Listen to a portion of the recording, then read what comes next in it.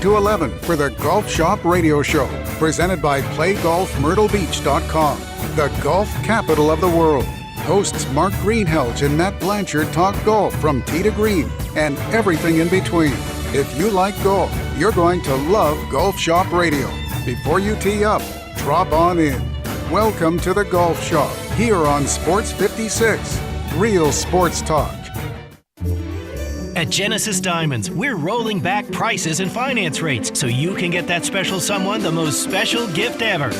Maybe it's that pair of diamond earrings, or that all-new designer fashion bracelet, or that dazzling 2-carat diamond ring. It's all more affordable because at Genesis, we've got special pricing across the board and 0 interest for 5 years. So you can get that $3,000 diamond pendant and pay just $50 a month, or that $6,000 eternity band for just $100 a month. Everything's included in this amazing holiday offer. All our GIA certified natural diamonds and all our lab-grown diamonds, even all our luxury pre-owned Rolex watches. Imagine that $15,000 Rolex for just $250 a month. You can even finance the sales tax. Don't let talk of rising prices and high interest rates dampen your holiday spirit. At Genesis, we're lowering prices and taking interest rates down to 0. Get that headliner gift they deserve and make your money go farther than ever. Merry Christmas from Genesis Diamonds at Poplar & Perkins Extended. On approved credit, see store for details. The Wrap Up the Year sales event is on at Gossett Chrysler Jeep Dodge Ram Fiat on the Pike. How about 2023 Fiat 500X, $22,990. 2023 Jeep Renegade, $24,990. 2023 Jeep Wrangler Rubicon 4XE, $499 a month. 2023 Grand Wagoneer 111 4x4, $10,000 off. And 2023 Dodge Charger SXT, $28,990. Now that's the best holiday list you'll find anywhere, and we guarantee it. So drive past the rest and come to the best at Gossett on the Pike, or shop online at GossettMotorCars.net. If you want it, we got it at Gossett Motor Cars. 2023 Fiat 500X, stock number PP990492, MSRP 31355, Renegade PPP 75091, MSRP 30040, Wrangler MSRP 69870, Wagoneer PS 508331, MSRP 112285, Charger PH 636172, MSRP 35825, includes all rebates and incentives. PF 695 excludes tax, title, and license. See dealer for complete details. Offer valid through 12/31/23 with approved credit. Dealer stock only.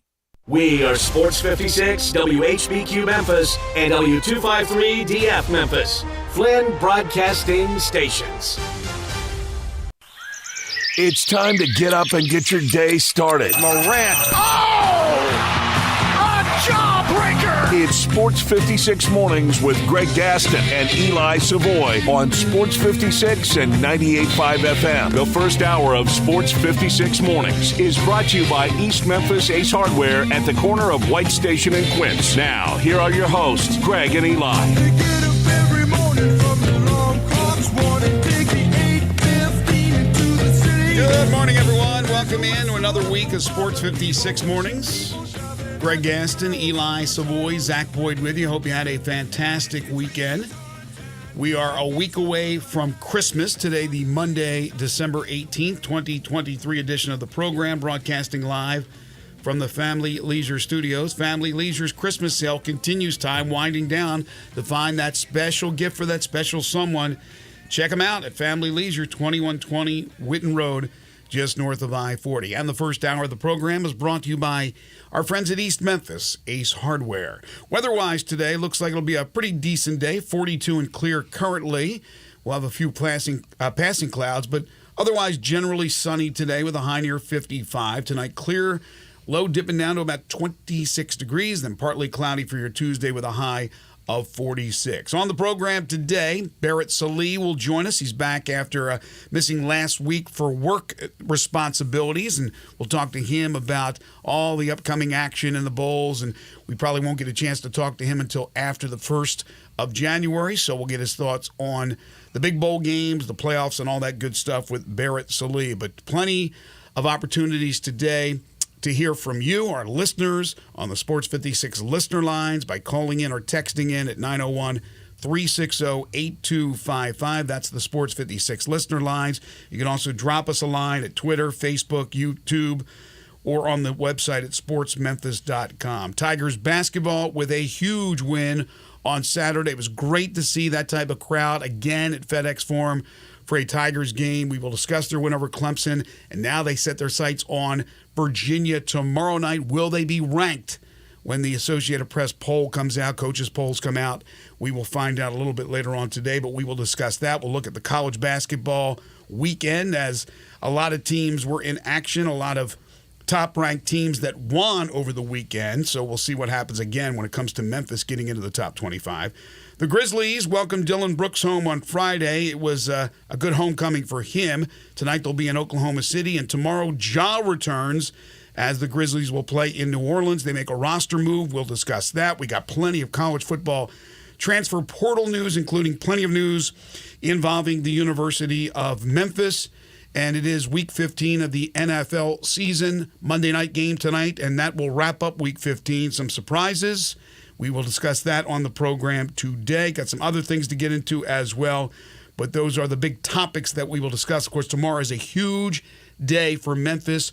The city council will vote on that referendum for the stadium issue and giving the stadium to the University of Memphis to own, operate, and run. We will talk about that, obviously, a lot more tomorrow, but we'll get into it a little bit today. And, of course, as I mentioned, Ja's return and the Tigers and Virginia tomorrow night. That's our lineup for today. Kick back, relax, and enjoy. Did you have a nice weekend, I hope? I did have a nice weekend. Did you go to the game on Saturday? I did not. Did you have a hustle game this weekend? I had one Friday night. You had one Friday? Had a thriller, a little overtime, a little target score action, which was fun. What's their record now, the hustle? They finished the Showcase Cup group play at 5-9. 5-9. And they will head to Orlando, or they actually are in Orlando, where they will play a couple of games in the Winter Showcase before they start the regular season after the Christmas holiday. Mr. Boyd, how are you this morning? We're doing good. You have a good weekend? Weekend was busy. You do all your Christmas shopping? You all set? Not yet. No, neither have I. Yeah, we're planning to go shopping this week.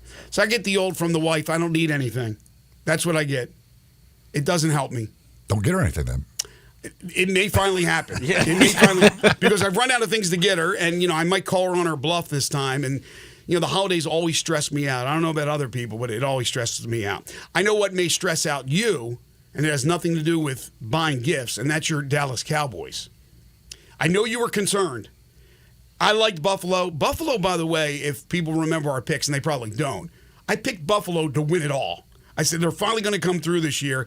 And, of course, they played like crapola for 3-4 weeks, and they still have a ways to go to even get into the postseason. But if they're in the postseason, they're going to be a tough out for anybody in the AFC. And they just took it to your boys. Yeah, it's there's a pattern that repeats itself. You get the Cowboys away from home, outside especially.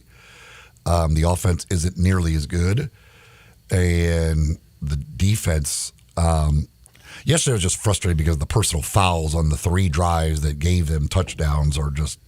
You just can't. But the Cowboys are the most penalized team in the NFL. That's another issue they deal with is constant penalties that cost them. And yesterday was one of those days. And that defense, as they talked about a lot during the broadcast, it is not built to stop the run. So if you can get a lead on the Cowboys and start running the football, they are not in a good position to stop the run. And yesterday was just another one of their road disasters. James Cook looked like Emmitt Smith out there. They couldn't stop James Cook. Actually, you know who he looked like? OJ, when he used to do it in Buffalo back in the early 70s. I finally got one on Mr. Brandon Lang with my Colts. He tried to talk me out of it with the Steelers. Mike Tomlin and the Steelers are going down the old crapola, and I can't believe what the Colts are doing. No guarantee they're getting into the postseason, but they have been a surprise. It's nice to have a backup like Gardner Minshew. When Richardson goes down, that guy has proven himself in the NFL. And teams out there, a lot of them struggling with their backup, even their third-string quarterback. The attrition rate of the quarterbacks is incredibly high. But, yeah, good weekend for my Colts. We will discuss the entire weekend in the National Football League, which included 3 games on Saturday. There's still the Monday night game tonight, and that'll be the Eagles and the Seahawks as we get closer to the postseason. But we begin with the Memphis Tigers basketball team. Okay, first of all, not a lot of teams in the poll, in the top 25, lost. Northwestern lost to Chicago State last week. They're gone. They're out. So there's definitely going to be another team that pops in there. The question is, will there be a couple of spots open? Because as I tweeted out yesterday, the voters need to take a look at the totality of the season and not just go week to week. Because a lot of times they'll look and go, well, these teams were ranked in the top 25 last week. They won. We're not dropping them out. That's their discretion. They can do whatever they want. But to me, they've missed kind of the whole story on the Tigers this year. And this isn't a homer statement. Memphis belongs in the top 25. Will they be there? I think they will. I think they'll get in. But here's the thing. Excuse me. Ole Miss has to go before Memphis. Ole Miss is 10-0 and defeated Memphis. Now, they don't have to. The overall resume is better for Memphis in the fact that they played a stronger schedule. But Ole Miss beat them head-to-head. So I would think if I was a voter and I don't have a vote, I would make sure Ole Miss gets in, and then I would put Memphis in. But I'm just trying to figure out who is the other team they drop out. And they may, do something crazy. But I think voters are going to look at it and say, you know what, we didn't give Memphis their respect in a certain way. They probably should have been in the top 25. We're going to put them in this week. I think they'll be in somehow, some way when the rankings come out later today. Yeah, I don't know. Like I said, Northwestern is the only team really in the bottom part of the 25 that lost, and they took a bad loss. The other teams, obviously Clemson lost. They lost to the Tigers. North Carolina lost, but that's to Kentucky. Some of those other teams, Baylor got killed, but they were ranked 6th. Arizona, the number 1 team in the country, loses. Some top 10 teams lost. But the only one really in the bottom part, because with this time of year, you get like last week, most teams only played one game because you're dealing with finals and stuff like that. So there isn't a lot of opportunity to lose for most of these teams. So to get in would be either the voters believe the win over Clemson was impressive enough to jump them over somebody who didn't lose but maybe didn't have an impressive win. But you're also, as you said, you're coming not only from the top 25, last week, there were 4 other teams in front of you in the others receiving votes. One of those being Ole Miss. Probably not going to jump Ole Miss. So if they only knock Northwestern out, you're obviously not getting in. It wouldn't appear. But so you're going to have to hope that somehow they knock some of these other teams out, even though they did not lose last week. And it has been voter behavior has been a little odd this year as far as the way they've done things. So that is a possibility. How far down do they drop Clemson, those type things. But I have no idea if they'll be in or not. I don't know why there's such an obsession whether they're going to be in or not, but nonetheless, there is. They're using it as fuel to light the fire. There's no question about it. It doesn't help, though, that some of the teams, look, they've played a rugged schedule. And it's not their fault if teams that they have beaten or that they have just played have lost other games. For example, Texas A&M had the opportunity. Memphis won in College Station last Sunday, not yesterday, Sunday before. And Texas A&M played 4th-ranked Houston. Again, it's the 4th-ranked team in the nation that they played. Undefeated Houston, only 4 undefeated teams remain, and they lost. They had an opportunity, so A&M lost that game.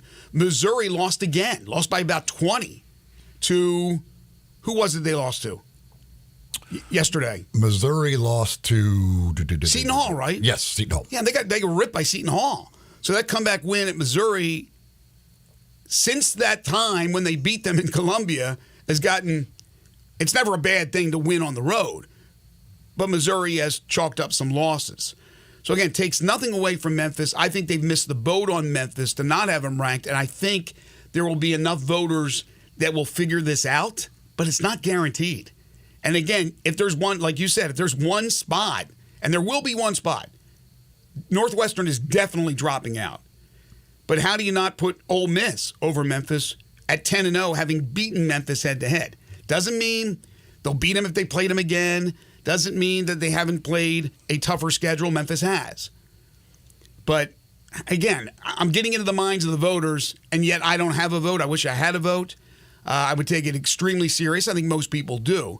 But head-to-head means something, especially when a team is undefeated, as Ole Miss is. Ole Miss got another win all over the weekend. They continue to play some really good basketball under Chris Beard and got some help as well. They got another player. Who was it that returned? Murray? Brandon Murray, they did play him. He's one of those guys in the temporary restraining order, I guess, or whatever, and now it might be an injunction for the rest of the season. That whole confusion. Yeah. The NCAA and the states have asked for that to be a rest of the season thing now. So, but they did play him, came off the bench, didn't do a whole lot, but he certainly is a player that if they get him and can have him for the rest of the year and get him fully integrated in things, he can help certainly make a difference for them because he can add another scorer to that team. Again, you weren't there, but the atmosphere was incredible. It wasn't 18,000. I can't even imagine. We've seen it before, so I guess I know, but it's been a while to get that place wall to wall full of people. But they had a huge crowd, and they announced 15,052. The fans were raucous. They really made a difference. The players understood, and they were very grateful. So was Penny Hardaway to that type of crowd. I don't know what they'll get tomorrow night for nationally ranked Virginia on a work night. We'll see, but I think it'll be a big crowd. I don't know if it'll be 15,000. But for those who thought, yeah, Memphis is good, I don't know really how good they are, they learned how good they are very quickly. And here's the thing. Memphis still has not played a great game. I think the best game they played was A&M. But they did some really good things in this game against Clemson. That's a good Clemson team. I mean, a damn good Clemson team. What they didn't do well was shoot the rock.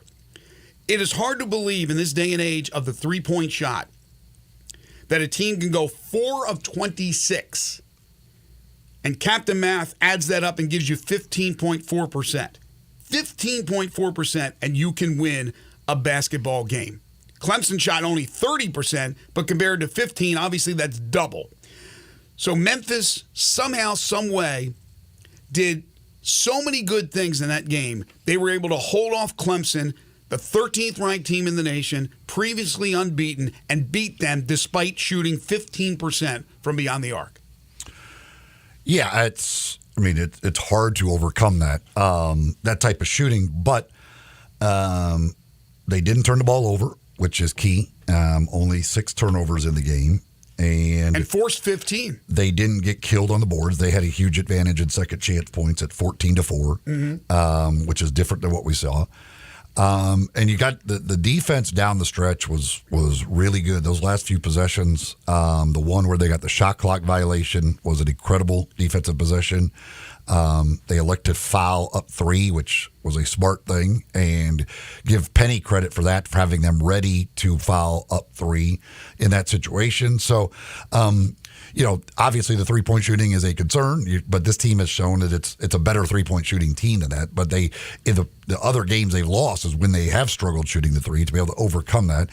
The free throw shooting down the stretch was a little concerning. There were some misses there that you don't like to have. But again, the defense continued to make sure they overcame that. And, against Texas A&M, they did a great job against Taylor and Coleman there. Here, while Hall had a pretty good game, they did a great job against Girard. And he barely, he was hardly able to get any shots up. Similar to what you did to Taylor the week prior in just taking one of their best players kind of out of the game. And if you can do that defensively continuously, that's you're gonna have a lot of success if you can at least take one of their best players pretty much out of the game. Yeah, Penny was really, really good. The two coaches played a chess match all the way down to the end, and it was just an incredible game. We thought it was going to be a great game, and it was. It lived up to the advanced billing. To add on to what you just said about the positives for Memphis, yes, they lost the rebounding war by 2. But they out-rebounded them on the offensive boards, 11-8. So we saw the improvement against Texas A&M, and we saw even more improvement against a huge front line of Clemson.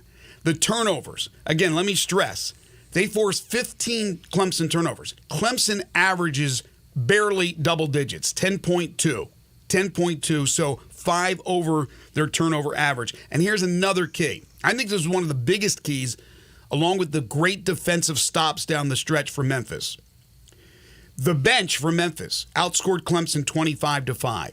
Clemson has a couple of injuries, but the fact is they didn't use the bench that much, and some of those guys were incredibly winded. They were tired because Memphis forced the tempo. Clemson's not a slowdown team, but they are certainly not a fast break team. And that got Clemson up and down the court and got those bigs tired. And so down the stretch, in fact, they took Shefflin out, who I thought was really, really effective early. Guy ended up with 11 points, 11 rebounds, and 6 assists. And they brought in, well, they gave the ball to Hunter Moore. And Hunter, one of their guards who didn't do anything for most of the game, actually was getting to the free throw line because he had the stamina late in the game. So there was a lot of offensive, defensive switches going on. And I can't say enough about Malcolm Dandridge and the job that Malcolm Dandridge did. In 19 and a half minutes, getting 9 rebounds. He added 2 steals. He was on the floor. He was as aggressive as I've ever seen him. It'll be very interesting, what happens here when Naquan Tomlin joins the team, and he was in the stands on Saturday. He will be a part of this team sooner than later. We'll see if Tomlin will come off the bench or Tomlin will go right into the starting lineup. But Malcolm Dandridge is a big part of this team, and I thought he was incredible. I thought they got good production from guys like Jalen Young off the bench, who ended up with 7 points and 4 rebounds. I thought Jaden Hardaway gave him good minutes as well, hit a couple of buckets. So it matters. They're shorthanded. And to be able to do what they did against a really, really good team, hats off to Penny, that staff, and that team. They are the real deal. The possession where they got the shot clock violation there about a minute ago, that Dandridge on that possession defensively, because he got caught in the switch. I mean, he's guarding a guard and did a hell of a job. Like that was an incredible defensive possession, pretty much by Malcolm Dandridge all by himself. Yep. There was other help, but I mean, what he did on that possession was absolutely incredible because he got 2 deflections on the possession and ended up being the guy down on the floor. Like he was all over the place on that one possession, which was it was just pure effort on his part. And that, those are the types of possessions, those are the types of things that will win you some basketball games. You get a guy like that, a big guy like that, who's certainly not known for his quick feet and everything else, but to do what he did on that possession, that was fantastic. Yeah, and another key was he only committed 2 fouls. So between him and Jourdain, they were able to do a great job against, again, they gave up a lot of points to that front line. Chauncey Wiggins was incredible. 19 points, 7 rebounds. He's a sophomore. All the rest of those guys were upperclassmen. You had, as I mentioned, Shefflin, who was really good. P.J. Hall is an NBA player. And they did, as you said, a great job against Gerard, who's a guard. But these are all veteran players. I thought Wiggins stepped up. But again, Dandridge not getting into foul trouble and Jourdain means they didn't have to bring in Pierre. They didn't have to go to a young player who would come in and not have that experience. And until, again, as they will get Tomlin, they will get reinforcements. I thought those guys did a great job. Jourdain, who did have 4 fouls but didn't foul out, 11 points, 4 rebounds. He had a steal as well. And, of course, the studs for Memphis, big-time shots. David Jones, 22 points, 6 rebounds. Javon Quinterly, like he did against A&M, took the ball to the hole, was really quick off the dribble, 17 points, 6 assists, 3 steals. They are certainly a 1-2 punch. Here's the difference. Jones Quinterly, sort of like last year with Kendrick Davis and Williams, the 1-2 punch. The difference is the Tigers' 3rd and 4th and 5th and 6th and 7th and 8th players are so much more skilled than the ones they had last year, with all due respect, that they could take over games at any time as well. And now you're adding in a stud in Tomlin. Yeah, they've won the game, so I don't know. I guess he just probably maybe doesn't want to switch. But the Ashton Hardaway thing in the starting lineup, he hasn't scored a point since he started starting. He has got 0 points and 0 for 5 shooting. And he only played 5 minutes. His minutes have gone down every game that he started. He only plays, maybe just about 6 minutes in this game. I don't know if he's going to continue to start him because they continue to win, but he is it's basically starting him and then getting him right out of the game because he's doing absolutely nothing. Coaches, are superstitious. So they won the game when he started, although it was overtime at VCU. Then he started again. They won at Texas A&M. And he started this game. I wouldn't be shocked if he starts tomorrow night against Virginia. He shouldn't start. The moment's a little bit too big for him. He had the great game against, was it Michigan in the Bahamas when he scored 19 or whatever? He needs to be more relaxed. I'm sure he was nervous as hell.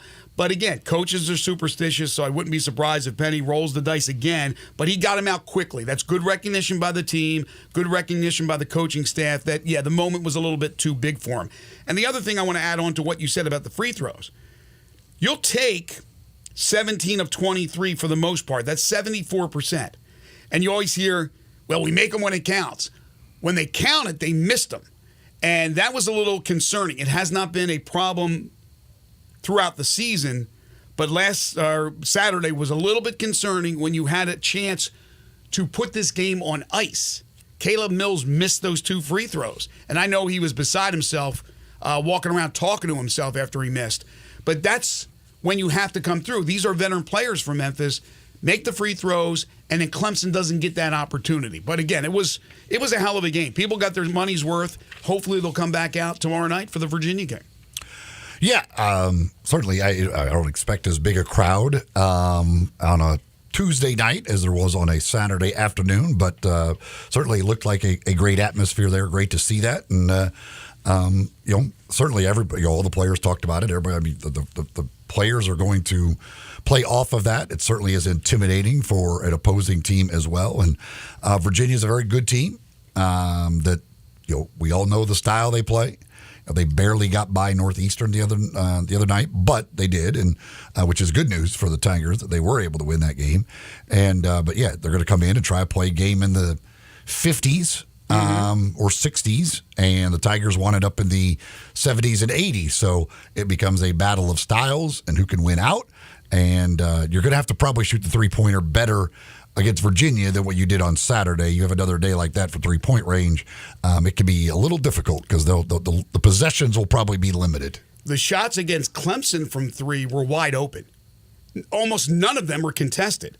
Virginia will contest them. Virginia's got a player or two that will probably play in the NBA. And I think maybe they were overlooking Northeastern a bit, looking ahead of the Memphis matchup. But they did survive, as you said, 56-54 over Northeastern. Well, folks, we're in the final week. 1 week from today is Christmas, and the folks at Genesis Diamonds, well, they continue to give you an opportunity to go get something special for the holiday season. Now through Christmas Eve, you can get 5 years, 0 interest financing on anything and everything. That's right, 0.0% financing for up to 5 years. So how about a $5,000 diamond ring? That'd be just $85 a month, and nothing is held back. Rings, earrings, bracelets, bands, certified natural diamonds, lab-grown diamonds, even the luxury pre-owned Rolex watches. Everything there is part of that. You can get the 0% financing for 5 years. Go see them at Genesis Diamonds, Poplar Commons Shopping Center, Poplar and Perkins Extended. If you're thinking about getting engaged, you're thinking about just finding that special piece of jewelry for someone, well, your money can go even further this holiday season with 0% interest financing for 5 years at Genesis Diamonds. Again, Poplar Commons Shopping Center, Poplar and Perkins Extended, Genesis Diamonds. When we come back, we'll open up the Sports 56 listener lines to you. If you want to talk Memphis Tigers basketball, the huge win against Clemson, were you there at FedEx Forum? Will you be there tomorrow for the game against Virginia?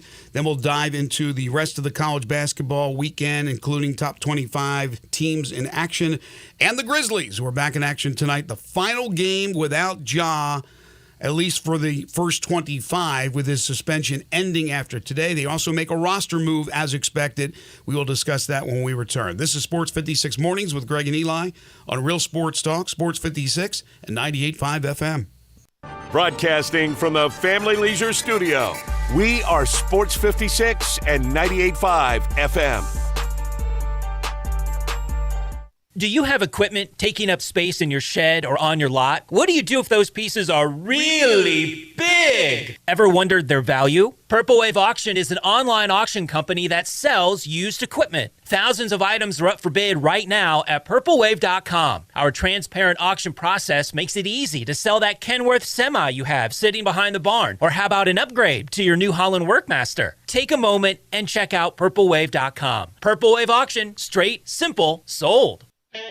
Hi, this is Troy Fiveash, owner of Fiveash Roof Services. If you need a new roof for your home or business, we hope to hear from you and will work hard to earn your business. We are experts and certified in residential and commercial roofing, siding, and gutter installation. I have been serving the Memphis area for over 20 years, and now with 2 of my sons working with me, we plan to be here for years to come. So if you need a roof, please give us a call. On a personal note, what a great time it is to be a Memphis sports fan. With the Grizzlies and the Redbirds and 901 FC, not to mention Tigers football and basketball, it's going to be a fun year. Thanks to Coach Silverfield and Coach Hardaway and their staffs for their dedication to the student and athletes, the University of Memphis, the City of Memphis, and us fans. Five Ash Roof Services, a proud partner of the Memphis Tigers and the official roofer of the Tigers home team. Five Ash Roofing, fair, honest, and ethical. 367-0050 or memphisroofer.com. 367-0050 or memphisroofer.com. Five Ash Roofing, it's what we do. We're here for you. Hey friends, Bill Russell at Russell Brothers Fine Jewelers, and it's crunch time now. But don't worry, just because you waited until the last minute doesn't mean you will miss out on anything, at least not at Russell Brothers. We have a huge inventory of the most magnificent jewelry you've ever seen. Whatever you think would please her, whether it's a pair of diamond studs or a stunning silver or gold bangle bracelet. Maybe it's a beautiful sapphire pendant or a spectacular gemstone and diamond ring. We've got anything your lady would want, and when you give her a gift, beautifully wrapped in a Russell Brothers box, you know you've given her the finest quality that's available. Since 1985, Russell Brothers has been helping Memphis men be the smartest Santa possible. So if you want to give her a gift that will last a lifetime, come see us at Russell Brothers. It is getting down to the wire, but don't settle for less than the best. She deserves it. Russell Brothers Fine Jewelers, 4646 Poplar at Perkins. As the weather gets colder, the NFL offers Stay Hot on FanDuel. Right now, new customers get $150 in bonus bets with any winning $5 moneyline bet. That's $150 if your team wins. If you've been thinking about joining FanDuel, there's no better time to get in on the action. The app is so easy to use. There's a wide range of betting options, spreads, player props, over-unders, and more. I like putting parlay bets together, hammering the overs, and anytime player touchdown bets always have me on the edge of my seat. So if you're ready to do the same, visit FanDuel.com/win and kick off the NFL season. That's FanDuel.com/win. FanDuel, official partner of the NFL. 21 plus and present in Tennessee. First online real money wager only. $5 pregame money line wager required. First online real money wager only. $10 first deposit required. Bonus issued as non-withdrawable bonus bets. It expires 7 days after receipt. See terms at sportsbook.fanduel.com. Gambling problem? Call TN Redline 1-800-889-9789. It's our season of giving back at Gossett Kia on the Pike, and we've got the perfect holiday gift for you. Hit the road with 41 MPG Highway 2023 Kia Forte LXS, $239 a month, $27.99 due at signing. Get road-ready SUVs, Seat 7 2023 Kia Sorento LX, $319 a month, $34.99 due at signing. And 8-passenger seating in your new 2024 Kia Telluride LX, $459 a month, $34.99 due at signing, all 36-month lease. Plus, you'll get peace of mind with Kia's 10-year, 100,000-mile powertrain limited warranty. Ask for Bobby J. He's ready to put you in a new Kia today. Gossett Kia, 1900 Covington Pike, or online, KiaCovingtonPike.com. If you want it, we got it at Gossett Motor Cars. All 650 acquisition fee, Forte RE 699,094, MSRP 21,385, Sorrento PG 242,710, MSRP 33,010, Telluride RG 462, 2822, MSRP 38,705, includes all rebates and incentives, must finance through Hyundai, excludes tax title and license with approved credit. See dealer for complete details. Offer valid through 1/2/2024, dealer stock only. Ole Miss Rebel Yell is back. The Rebel Yell Hotline Radio Show is back on WHBQ Sports 56 and 98.5 FM. Every Monday night at 6, hear the latest news on your Ole Miss Rebels with Yancey Porter with 24/7 Sports, former Ole Miss defensive tackle Mike Fitzsimmons, Gordon Ford covering SEC Sports Call, and former Ole Miss baseball announcer Gary Darby. From kickoff to free throw to extra innings, your Ole Miss sports on the Rebel Yell Hotline Show right here Monday night at 6 on Sports 56 560 AM and 98.5 FM. Your Mid-South Sports Station. Sports 56 traffic brought to you by Curfew. Enjoy the ultimate dining experience at Curfew. Monday's weekly special is Mississippi fish and chips for just $18. Curfew American Tavern Craft Cocktails, your new destination. 164 Union Avenue, main floor of the Canopy Hotel. Sports 56 traffic. Good morning. Just a few more minutes on that earlier crash. They had some injuries. They're still trying to clean up debris at Walker Avenue at Kyle Street, New Allen at Hawkins Mill Road, trying to improve from that earlier collision as traffic starts to load up a bit on 40 westbound from Sycamore View Road all the way up to Witten Road. Hey, Weimer's Jewelry, located 7525 Highway 64. They want you to know they are your full-service, family-owned jewelry store right here in Memphis. I'm Commander Chuck with your on-time traffic.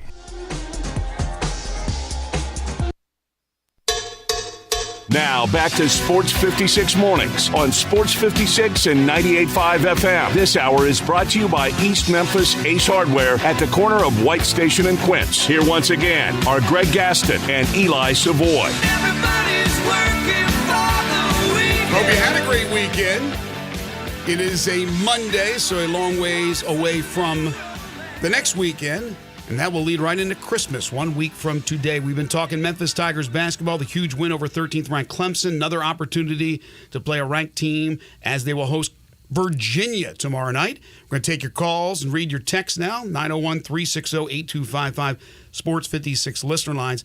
Eli and I have been doing this show we're in our 19th year. 19th year of doing this. This is the first coming up here. Now, we've had callers from other countries that have called in. But this is the first time we've had a caller call in from the country of Bahrain. And we are very pleased to be joined by one of our great military personnel from the good old US of A, member of the Navy. Brian is on the line. Hi, Brian. How are you? Hey, gentlemen. How y'all doing today? Doing great. Thank you for calling in. I appreciate it. No, I'm just getting off work right now. It's about 4:30 p.m., so, I was going to ask you. Gearing up to watch some TV. I was going to ask you what time it is in Bahrain. I had no idea. So I have that. Okay, so 4:30. Just right in the middle of the afternoon. About 9 hours ahead. Okay. 9 hours. But no. Hey, Eli, I just want to say thank you. I actually won those tickets from you on Twitter. Oh, okay. And I think, and I ended up buying 10 more, and I ended up giving them all away for free to get as many people as we could to the game. So, that's awesome. Great. That's awesome. Yeah, I'll be back in March, so I'm hoping to catch the conference tournament. But, hey, I think, Tigers have been playing really, really good basketball. And, you can't – Malcolm Dandridge, I'm so glad he came back. Mm-hmm. And you can tell he's really playing super hard out there. I mean, 20 minutes, 2 field goals, and just everything he did defensively, it's great to see. And then, David Jones and Kennerly, I mean, these guys are, like you said, 1-2 punch. It's like they never left, Mm-hmm. So absolutely. I think tomorrow night's game against Virginia is going to be a good one. Honestly, I just don't know if Virginia has played the level of competition that we have, and I'm hoping our guys are that battle tested. Yep. And I'm looking for 10 points at least. 10-point win? 10-point win. Well, I hope that happens for the sake of the Tigers fans. Brian, I want to thank you for your service, and thank you so much for listening to the show, and we appreciate you calling in. Yeah, y'all have a good one. You too, man. Look at the modern technology. That was clear as a bell. I don't even know where Bahrain is. I'm assuming it's Middle East. I think it's in the Persian Gulf area. That's great. I'm not sure, but I think that's where it is. And really, really nice gesture what he did with those tickets, winning the 2 and then going out and buying more tickets. Tony is next up. Hey, Tony. Hey, good morning, guys. Good morning. Let me say, Brian, from one Navy guy to another Navy guy, thank you for your service. I have been stationed in Bahrain myself. It's right off the coast of Saudi Arabia near Kuwait, and it's not easy duty.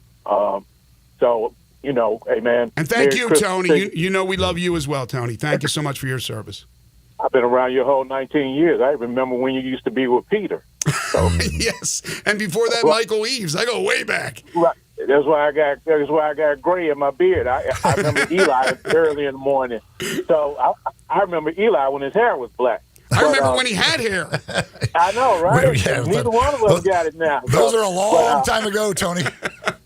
Hey, but, hey, man, the keys to that game, man, was conditioning, free throw shooting, and taking care of the ball. And Malcolm Dandridge in exclamation point, because I've always thought Malcolm was a really, really good defender. I remember last year playing Auburn. He popped out, stole the ball, and did the same thing, took it down, drove it to the hole, and laid it in. And the Tigers played a really good game last year in Atlanta against Auburn. And Malcolm Dandridge had a hell of a game. Problem Malcolm, sometimes he get a little winded, but Saturday he was, when a lot of Clemson guys were cramping up, or just, you could tell by halftime, Clemson was beat. Clemson was beat. They weren't deep. They weren't a deep team. They had a couple of injuries, so those guys had to go extra minutes, and they had to play at a quicker pace. Right. And so, Eli, you asked why he played Ashton another body. I mean, you keeping somebody fresh, and you got one guy that asked to come off, two guys asked to come off the bench so they could get the feel of the game. Yeah. So once you get those two guys, Caleb Mills and Walton, which Walton, he's my favorite player. We got the same last name. But unfortunately, neither one of us don't own Walmart. But I got to say, even he played a good game. They're just not shooting from three-point line good right now, but that's going to probably come against Virginia. We'll see. Tony, thank you, my friend, as always. Take care. By the way, Jaquan Walton, he brought up Walton and Mills. They did ask to come off the bench a couple of games ago, and Mills has been terrific defensively. Again, those free throws, he needs to make those at the end. I know he's probably shooting 5,000 free throws today. But Jaquan Walton, what was interesting is he continues to really struggle from the outside. He was 0 for 6 from 3. The whole team struggled from 3. But then he started to take the ball to the hole, and he got 4 buckets. He ended up with 10 points. So he really did and he's been playing good defense, but he did a really good job contributing offensively by taking the ball to the hole and not settling for the 3-point shot. Up next is Keith. Keith, how are you? Welcome to the show. Oh, Lord. I love seeing DeAndre Williams there, but I didn't get to watch the game, you guys. I didn't get to watch it. I was working, and I understand. So, and then I ran into a guy at Kroger late yesterday that went to the game, and he was like, well, we missed some free throws down the stretch. That kind of scared me a little bit. But he was at the game, and but I don't know. I mean, we need Virginia. We need them. What do you think, guys? 8, 7 seed, maybe? Thank you, Keith. Long way to go. Yeah, it's a long way to go, but if you beat Virginia, and the assumption is this is a struggling Vanderbilt team that'll come in Saturday, then you have Austin Peay on the 30th, and then it's conference play from there on out. If you win, and again, people have been talking about going into this Clemson game on Saturday, people were saying, hey, if they split, it's good. It's fine. And it is. It's not a disaster if they lose one of these two.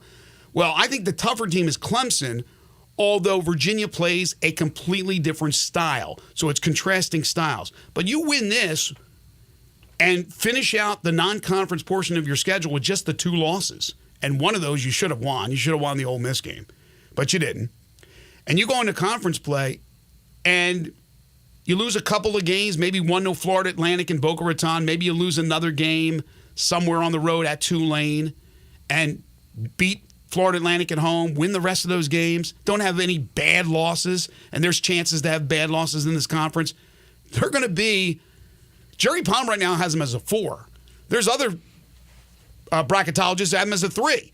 I think you're looking at 5 or better if they do what I just said. I mean, at least 5, probably a 4. I don't know, maybe even a 3. But again, easier said than done. If you lose the game to Virginia, then let's say lose 4 or 5 in conference play, then you're probably looking at an 8-9 game again. So it's one of those things where you have pretty much control of your own destiny right now. If you can win this game tomorrow, I don't want to say you're in the driver's seat, but you're close to it. As far as getting a high seed. The talk has always been every year under Penny, right? Playing the big, tough, early season tournament and struggling in that tournament, which always put them behind the 8 ball. The team always got better by the time spring hit. Sometimes it was too late, the NIT trips. But the last few years, obviously, they made it into the NCAA tournament. Should have beaten Florida Atlantic last year. That's history. Won a game the year prior in the NCAA tournament. They're always playing their best ball later, which is scary for teams that will face Memphis because they have yet to play that game that they can really look back at and say, man, that was just unbelievable. They have shown signs. Clemson was really, really good, but they struggled with the 3. Texas A&M was really, really good. When those guys are hitting threes, playing this type of defense, again, you're going to get Naquan Tomlin, who's an incredible big to go along with Malco. this team is going to be hard to beat. Hard to beat. On paper, they're going to be a really good team, and they're showing that they have the ability to beat good teams. And trying to predict seeds before Christmas in the NCAA tournament, that's virtually impossible because it doesn't not only matters what Memphis does, it matters what every other team in the country does that's competing for those spots. So absolutely, they're doing what they need to do, and getting these wins puts themselves in a good position for that. But it's a long, long way to go. Dwayne is next. Hey, Dwayne. Hey, what's up, guys? How are you? About the basketball game. Jones have to find a way to give up the ball sometimes. This guy can get to the basket, get to any spot on the floor. And people are open when he does that. He just can't force shots. A lot of his shots come, the wild way. And sooner or later, that's going to get you in trouble. I'm glad Quinley takes control of the game at the end, because I would hate to see what happened if he didn't. Harvard got to figure out a way to keep the ball in Quinley's hands. He's the best free throw shooter on the team.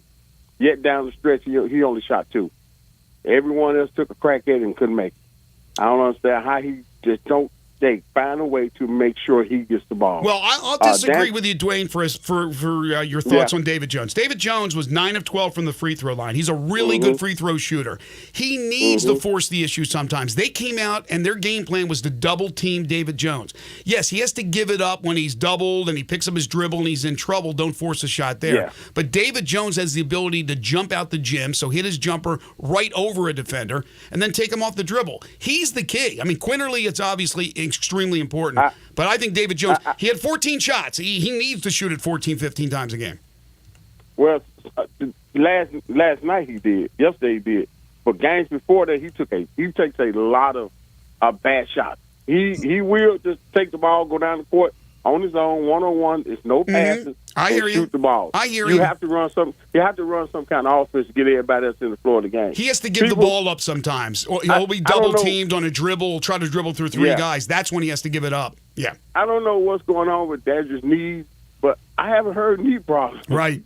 With this guy this year. I don't know if he took something, he went and got the plasma treatment or what it is.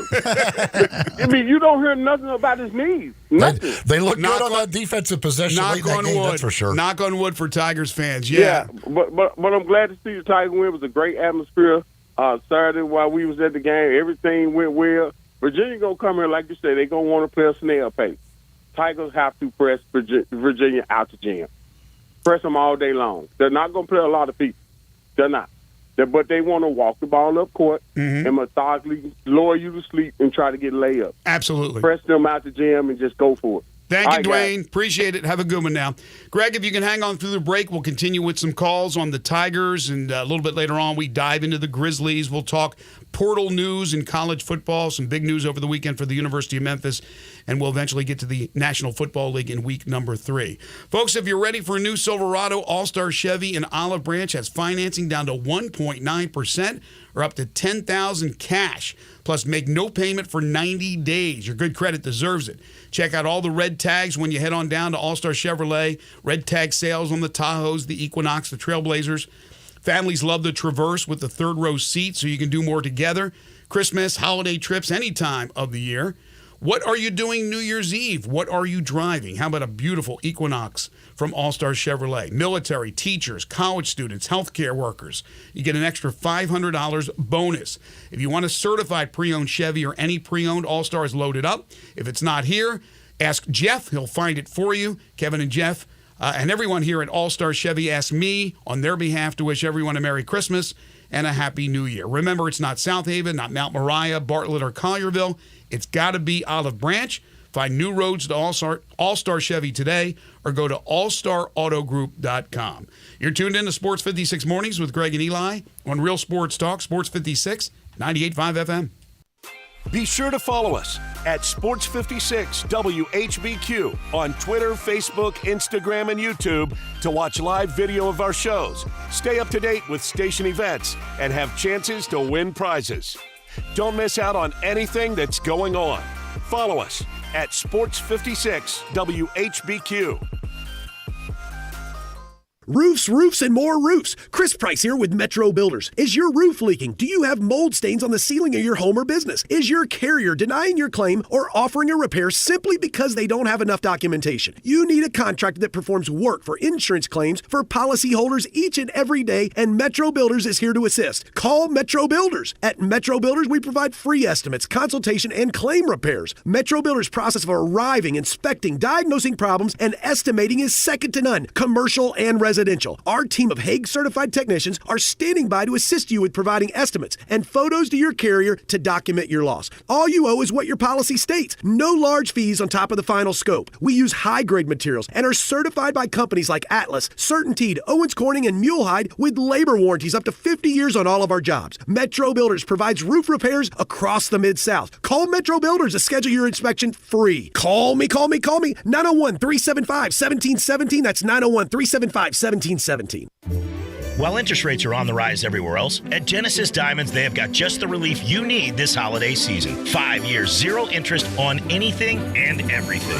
Hey, it's Eric Hasseltine. That's right. Genesis is rolling back interest rates to 0.0%. So that $5,000 ring is yours for just $85 a month. Nothing's held back. Rings, earrings, bracelets, bands, certified natural diamonds, lab-grown diamonds, even luxury pre-owned Rolex watches. Just pick any item for that special someone and spread your payments out over 5 years without paying a dime in interest. A $10,000 designer ring comes to just $167 a month. Don't miss this incredible offer. Where else in America can you get financing for 0%? Colored gemstones, designer fashion jewelry, the year's most treasured gifts, all included in this once-a-year offer. This Christmas in Memphis, you have a great alternative, so you can get more for your money. That alternative is Genesis Diamonds at Poplar and Perkins Extended. On approved credit, see store for details.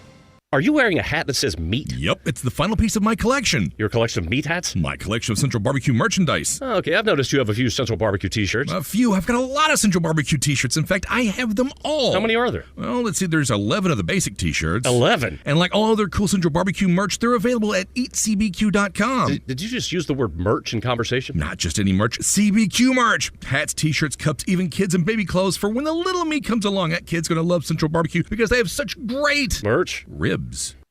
This holiday season, give the gift of Gould's with a Gould's gift card for someone you love. It's the perfect gift for everyone. The Gould's gift card doesn't just send wishes, it grants them in store and online. Just come to any Gould's and pick up a gift card or go to GouldSalonSpa.com to purchase online. That's GouldSalonSpa.com. Happy holidays from Gould's. Gould's Salon Spa, locally owned and operated since 1932.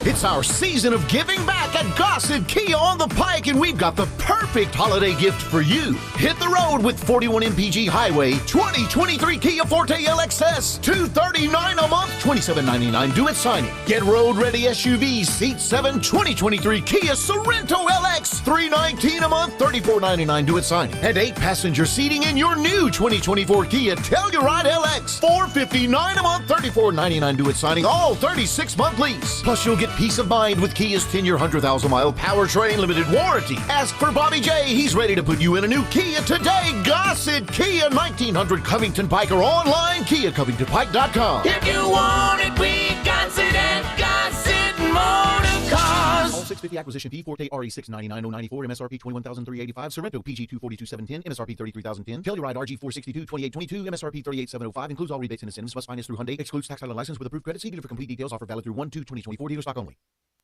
Now, back to Sports 56 Mornings on Sports 56 and 98.5 FM. This hour is brought to you by East Memphis Ace Hardware at the corner of White Station and Quince. Here once again, Greg Gaston and Eli Savoy. I got a little change in my pocket going jingle-lang-a-lang. East Memphis Ace Hardware is at the corner of White Station and Quince. Those last-minute gift ideas, maybe stocking stuffers, things like that. You can find those at East Memphis Ace Hardware. Plus, anything you need, if you've got some projects you need to get done around the house this holiday season, they've got all the supplies that you need, a great staff to help you find them. Don't forget the big green egg, the egg accessories, all of that. You'll find that at East Memphis Ace Hardware. Certainly some great gift ideas there for the holiday season. Again, corner of White Station and Quince, East Memphis Ace Hardware. Back to the Sports 56 listener lines we go, and Greg is joining us on the program. Thanks for holding, Greg. How are you? Hey, how you guys doing, man? Doing great, thank you. That's good. That's good. You know, Penny must be living right. you know, it's amazing how these veteran skill players fell into his lap.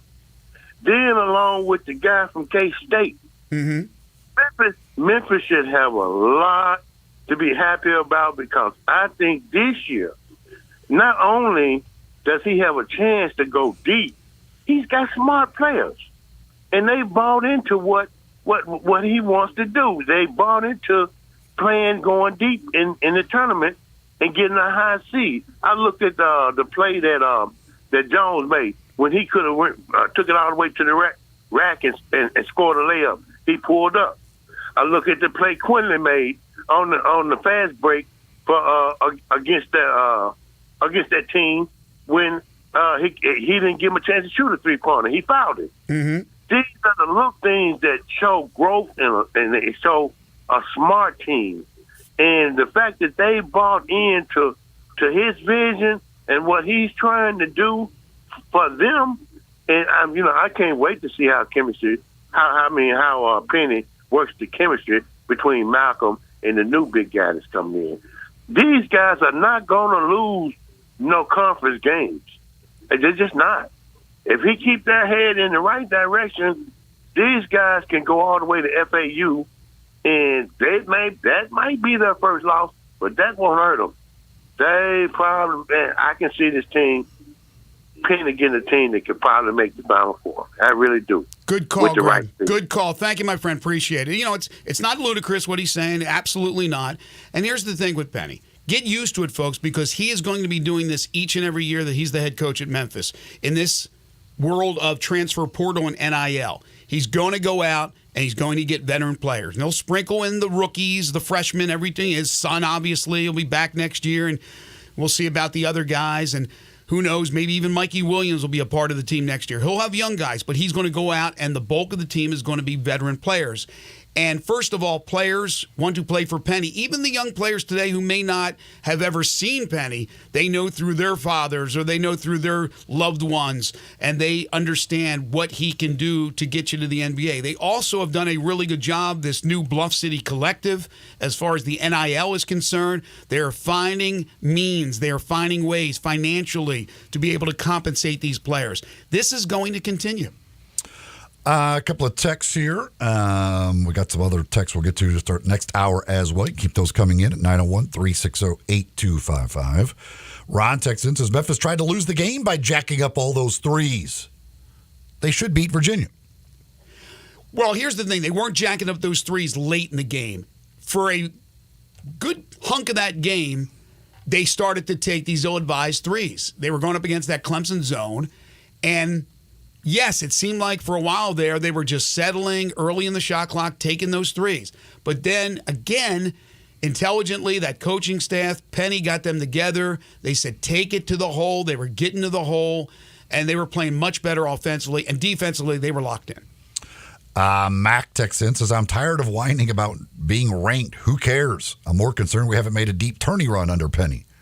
Again, I don't understand the obsession with whether they're going to be ranked or are ranked or not ranked and all that stuff, because the rankings mean nothing anyway. No. So, there's to be way too much conversation about whether we're ranked or not ranked and why aren't we ranked and will we be ranked? Who cares? Just keep winning games. Who cares? But you know, it's a disrespect thing. This is what we are here in Memphis. It's all about that. It's all about image. It's all about perception. When we talked about getting into a larger conference, the perception of the it's all about that. And even Penny says it. Penny talks about it. He's asked the questions about top 25, so therefore it becomes a topic every single year. Yeah. And I just don't think it should be a topic. And it shouldn't. No, I'm not arguing with you. I mean, you're right. It's no big deal. As Max said, who cares? It doesn't matter whether you're ranked or not. Exactly. And if you keep winning, you will be ranked eventually. If that's such a big deal to you, just keep winning games, and you'll be just fine. Another texter says, there's no way North Carolina deserves to be in the top 25. You can look at that team and tell they aren't top 25 material. There are some others, but the 800-pound gorilla is North Carolina. I don't know the texture name, but I would disagree on that one.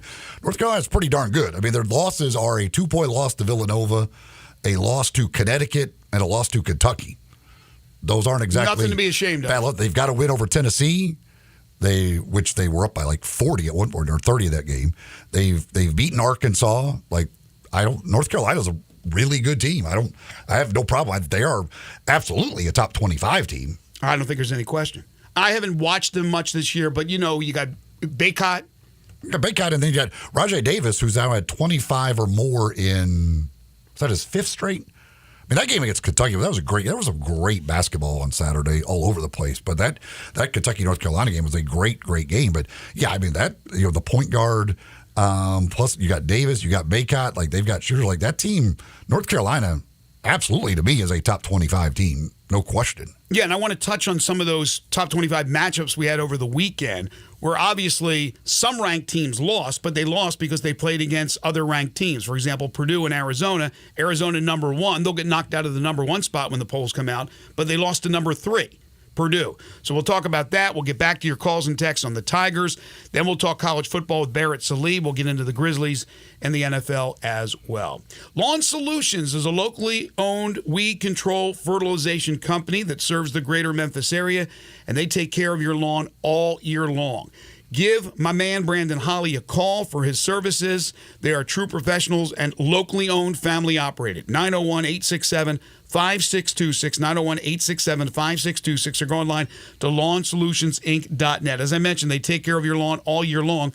They're controlling the germination of the weeds by applying currently pre-emergence, and then during the summer months when it's warmer, they apply post-emergence. So they're taking care of that lawn, as I said, all the time. Just had the vans roll by and take care of my lawn just a couple of days ago. They can take care of any disease your lawn has or any insect infestation.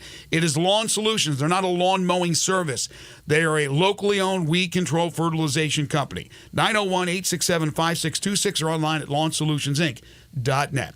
Hour 2 of the program on the way. This is Sports 56 Mornings with Greg and Eli on Real Sports Talk, Sports 56 and 98.5 FM.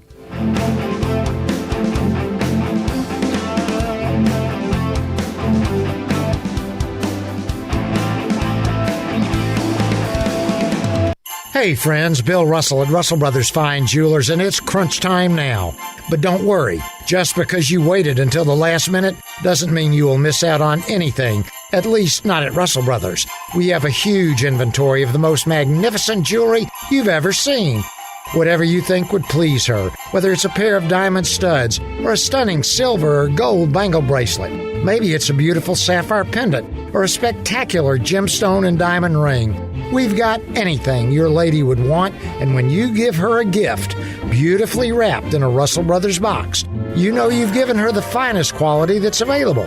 Since 1985, Russell Brothers has been helping Memphis men be the smartest Santa possible. So if you want to give her a gift that will last a lifetime, come see us at Russell Brothers. It is getting down to the wire, but don't settle for less than the best. She deserves it. Russell Brothers Fine Jewelers, 4646 Poplar at Perkins.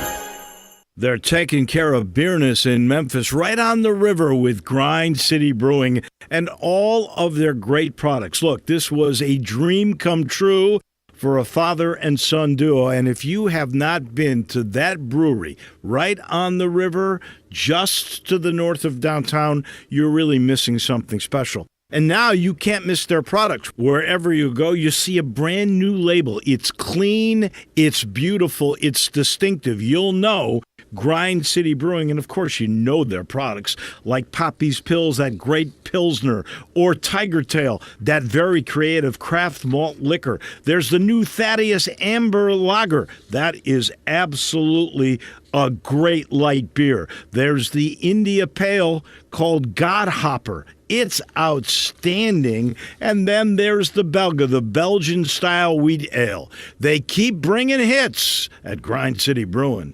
All 650 acquisition fees, Sportage R723, 5498, MSRP 28,940, Sorrento PG 424710, MSRP 33,010, Telluride RG 462822, MSRP 38,705, includes all rebates and incentives, must finance through Hyundai, excludes tax title and license. See dealer for complete details. Offer valid through 1/2/2024 with approved credit dealers.com. Hey, my man Jeff Allen, what's going on for the holidays over at Gossett Kia South Mount Moriah? It's the season of giving back at Gossett Kia on Mount Moriah, and I've got your holiday presents right here. Tell us about it, Jeff. Award-winning SUV 2024 Kia Sportage LX, $299 a month. $34.99 due at signing. 2023 Kia Sorento LX, perfect for your road trips, $329 a month. And the 2024 Kia Telluride LX, we got it at $459 a month. All 36-month lease. Well, you can't get much better than that, Jeff. And all Kias come with the 10-year, 100,000-mile powertrain limited warranty. So whether you live in Horn Lake, South Haven, Olive Branch, or Memphis, you'll be happy at Gossett Kia on Mount Moriah. And from all of us at Gossett Kia South on Mount Moriah, happy holidays.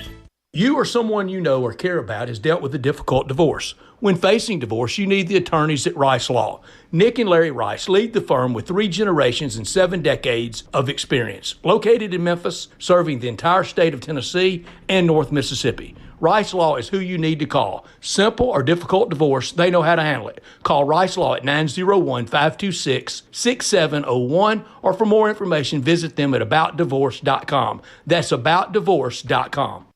You gotta check out Genesis Diamonds for the holidays. Hey, it's Eric Hasseltine. This year, when it comes to jewelry for Christmas, you have a refreshing alternative. Genesis Diamonds gives you so much more in quality, in selection, and in value. And right now, you can buy anything at Genesis and get 5 years, 0 interest financing. So you can get that $3,000 diamond pendant and pay just $50 a month, or that $6,000 eternity band for just $100 a month. Everything's included in this amazing holiday offer. All GIA certified natural diamonds and all lab-grown diamonds, even all our luxury pre-owned Rolex watches. Imagine that $15,000 Rolex for just $250 a month. You can even finance the sales tax. Don't let talk of rising prices and high interest rates dampen your holiday spirit. At Genesis Diamonds, they are lowering prices and taking interest rates down to 0. Get that headliner gift they deserve and make your money go farther than ever. Merry Christmas from Genesis Diamonds at Poplar and Perkins Extended. Approved credit. See store for details.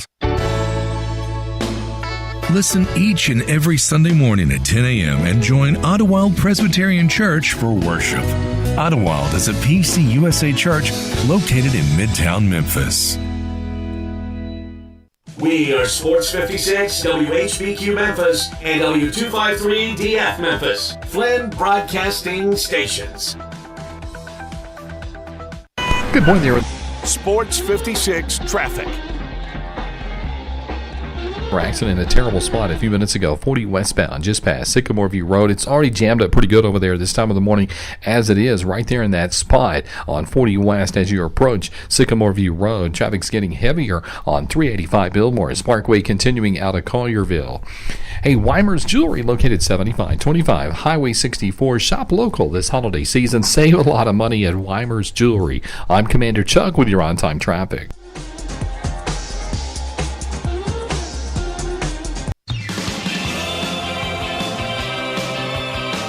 Now, back to Sports 56 Mornings. Isn't it a lovely morning? On Sports 56 and 98.5 FM. This hour brought to you by James Gaddis Jewelers.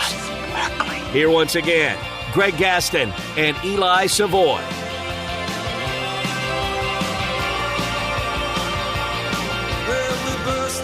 It is indeed a lovely morning, although a little chilly. Currently 40 degrees, sunshine. We're looking at a high today of about 55. Tonight, though, dipping down to 26 degrees. Clear skies, a low of 26. And then for your Tuesday, partly cloudy skies with a high of 46. Welcome back to Sports 56 Mornings.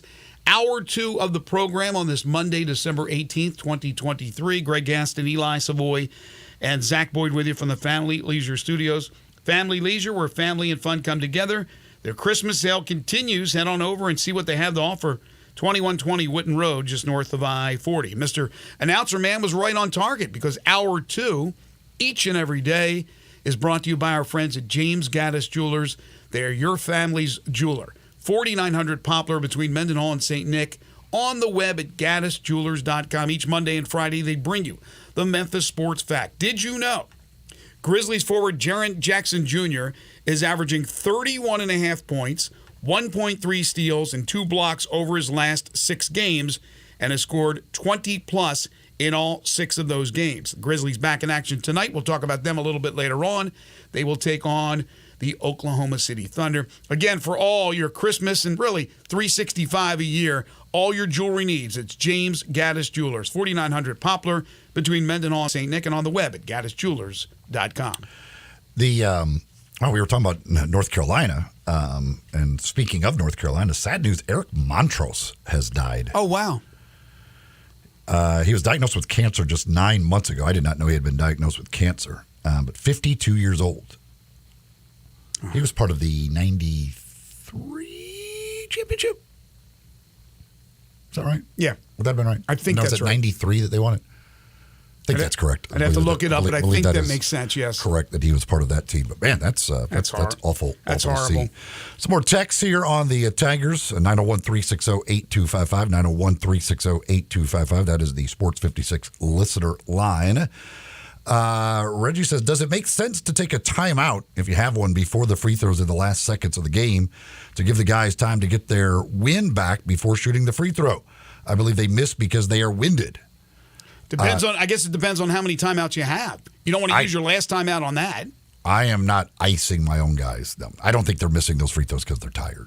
Heck, those ones in the last, they're all the pace of the game in the last minute. There was nothing. There was like 2 possessions or full possessions. Everything else was free throws. The guys are standing around, and plus you already had a timeout called. I don't think those misses were because guys were winded. No, I agree. I'm not icing my own free throw shooter in those situations.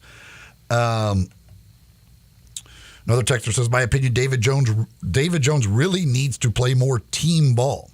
Jeez. Then another texter says, what's that dude talking about? David Jones needs to give the ball up. Memphis fans are so crazy. Get out of here. Keep shooting that ball, David. David Jones has a chance to play at the next level, and I'm talking about NBA. I'm not talking about professional ball. That's obvious. This guy has a chance to be an NBA player. I don't know how can you complain about David Jones? Well, the great thing he does is he gets to the free throw line.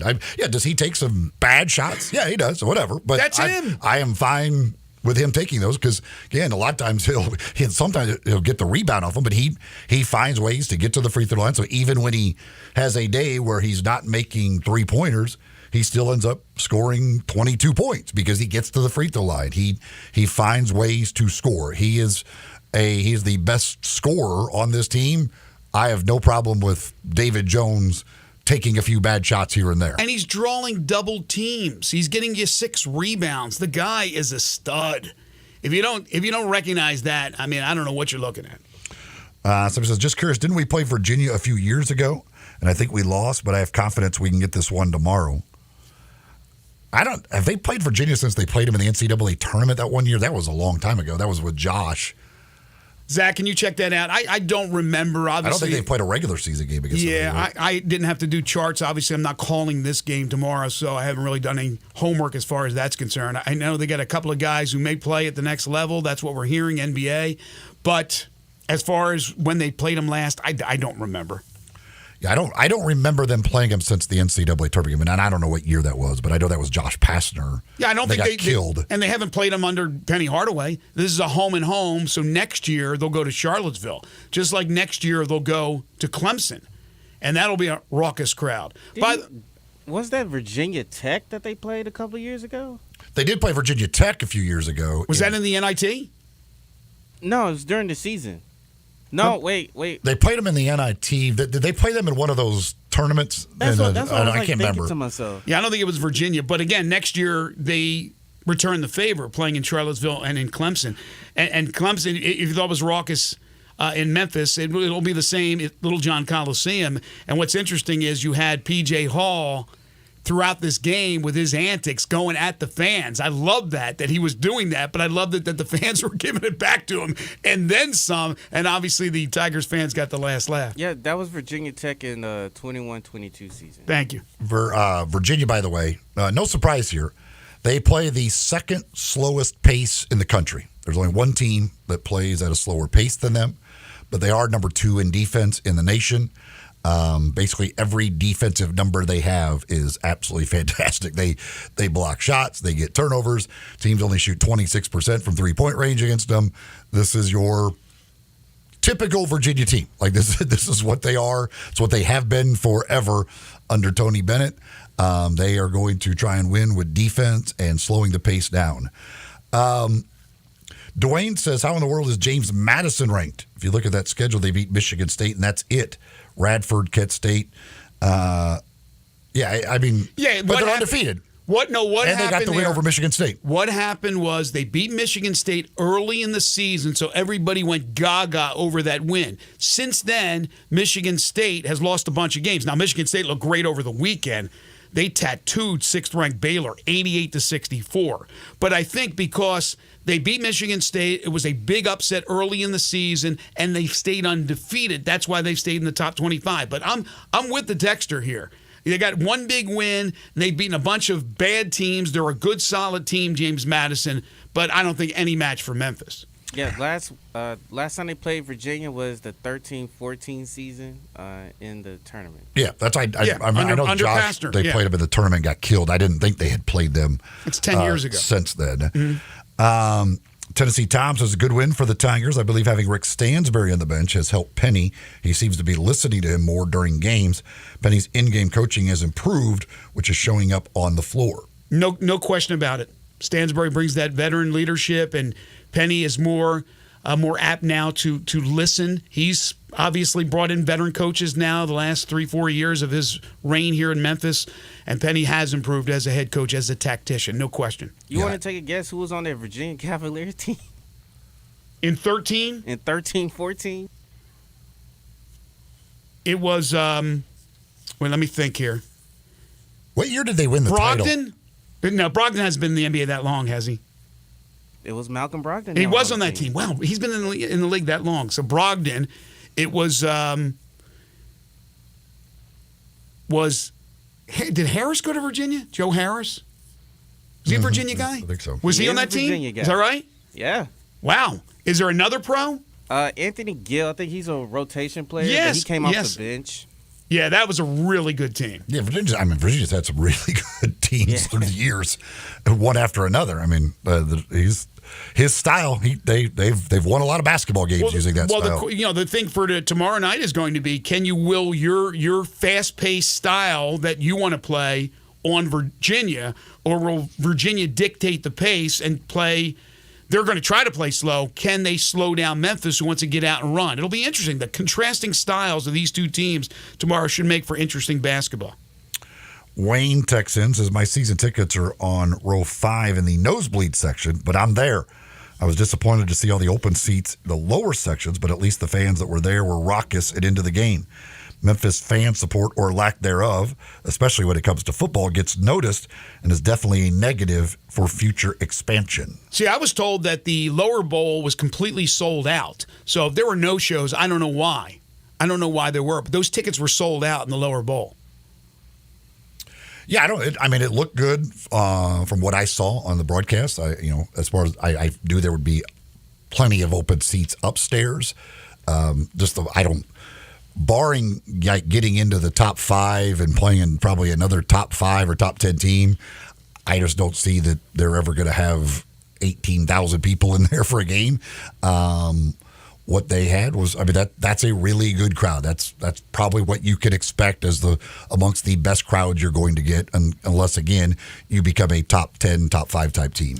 Elsewhere around the nation, over the weekend, 12th-ranked Tennessee beat NC State 79-70. We had the great matchup between 1 and 3, Arizona and Purdue, with Purdue, the third-ranked team, beating Arizona 92-84. Who do you expect to be number 1 when the polls come out? I would think Purdue, with that win over Arizona, would jump back up there. Kentucky, we talked about Kentucky, North Carolina, 87-83. The Wildcats, that's number 14 over number 9. These are last week's rankings. Excuse me. Kansas, number 2, beat Indiana 75-71. They could certainly move back into the first spot. Baylor and Michigan State, mentioned Michigan State's 88-64 win over 6th-ranked Baylor. Watch, the voters will throw Michigan State back into the top 25 because they beat Baylor. Houston, 4th-ranked, still undefeated, 70-66 over Texas A&M. We mentioned Virginia slid by Northeastern, 56-54. Florida Atlantic remains 15th ranked. We'll see where they are in the polls this week when it comes out later this morning. But they beat St. Bonaventure 64-54. JMU over Hampton 88-71. Again, they have not played many opponents that are caliber, but they have the win over Michigan State. LSU and Texas, 19th ranked Texas over LSU 96-85. And Creighton beat Alabama. Nice win for the Blue Jays.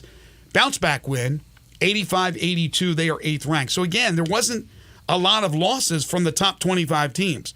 The one that happened early in the week was Northwestern getting beat by Chicago State. They will absolutely drop out. But will there be any other teams that drop out? That's the thing with voters, and that's why I tweeted out what I did over the weekend. If they looked at the totality of the season, Memphis is a top 25 team, maybe a top 15 team. But the tendency is to look at what happened this past week. They'll look at the top 25 from last week and they'll go, they won all their games, they won all their games, they won all their games. We're not going to drop them out. I still think Memphis somehow gets in, but that means somebody's going to have to drop out because Ole Miss should get in over Memphis. They beat them head-to-head and they're 10-0. And those are two teams that would be, I don't know where they ended up. I think Memphis was 30th and Ole Miss was a little bit ahead of them. But I think there could be a lot of angry people if it doesn't happen. I'm just going to go on a whim here and say that they will get in. They deserve to be in, but I'm going to say that they do somehow get in, that voters will look at it and go, yeah, we missed on Memphis. We're putting them in. Another texter says rankings don't really matter at this point because other teams will lose rankings. Sure. Just win the games on the schedule. Amen. The Tigers will either be in the rankings today or they won't. That's what I'll say. Right, and they'll still play Virginia tomorrow night. To be honest with you, I'd rather keep the Tigers at 26 if they're going to keep beating ranked teams. They use it as a chip on their shoulder. There's no question about it. I know it's not important, but they absolutely use it. You are in the minority, though, because there are a lot of people that just are bound and determined that this team has to be ranked, and if we're not, disrespect. It's disrespect because card. everybody hates Memphis. Well, right. The thing is, like early in the year, I was for like get the Tigers in the rankings. Now it's like for me, it's like I don't even really care. Like as long as the guys are winning, the team is gelled, stays together. That's all that matters. Well, the question is, it's interesting because DeAndre Williams, who was hoping to be on the team this year and was denied the waiver, he was at the game and he attracted a lot of people. He still is such a lovable guy, and you root for him and you wish him well, and he'll be playing professionally somewhere. But the bigger name of names that were at that game, and it was interesting. Luke Kennard was at the game. I'm sure there were a bunch of former Tigers, but the Naquan Tomlin sighting, who was about 5 rows behind the Memphis bench, and we zeroed in on him during the ESPN Plus broadcast. But we will have news on him very, very soon. And that guy could be a difference maker. Now, the question is, could it also affect chemistry? That's where the coaches who have done a great job to this point, have to be in total control of this one because everybody has to be on the same page with an addition of a talent like this, and especially with what they decide to do as a starter. Like, I could certainly see Dandridge starting and then Tomlin coming off the bench and playing most of the game. But I could also see Tomlin being inserted right into the starting lineup. But they got to make sure that the chemistry, which right now is really strong, remains. As far as Jordan Brown is concerned, again, nothing different, nothing official. He's not with the team. The whole illness thing is no, that's not real. But he's not going to play with this team anymore. It's just what's going to happen right now. But he's still, according to Penny, a member of the team, and was absent once again on Saturday. Hope he gets healthy soon. That's all we could hope for. Needs to go see a doctor, probably. Wouldn't it be something if he really is ill and we're all making fun? I don't like if he's sick. Hope he gets well. The Memphis Grizzlies tonight in action against the Oklahoma City Thunder. It's the 25th game of the year, and you know what that means. Starting next game, which is tomorrow night, against the New Orleans Pelicans in the Crescent City, Ja Morant returns. Unfortunately, he returns to a team going into tonight that stands at 6-18. They lose to Houston Friday night, 103-96 in the return of Dillon Brooks. Dillon Brooks, who had already played Memphis twice at home. This is a Rockets team that had won one time away from home. Of course, the Grizzlies had won once at home. Memphis got out to a great start, led by 10 at the half, and then the Rockets outscored the Grizz 30-19 in the third quarter. Dillon Brooks went crazy in that second half. He ends up with 26 points, the bulk of his points coming in the second half, 7 rebounds. He led Houston in scoring. He wanted this one bad, and despite 28 from Bain, 22 from Tripp, Vince Williams with 11 and 8. The Grizzlies fall once again. And Dylan Brooks gets the last laugh and said that, his goal is to never, ever, ever lose to the Grizzlies. Off to a good start. Off to a good start at 3-0. That's, they were up. I was doing the Hustle game and we saw the score at halftime. I'm like, all right, they're going to take care of business tonight. I mean, this is a Houston team that's really bad on the road. And then,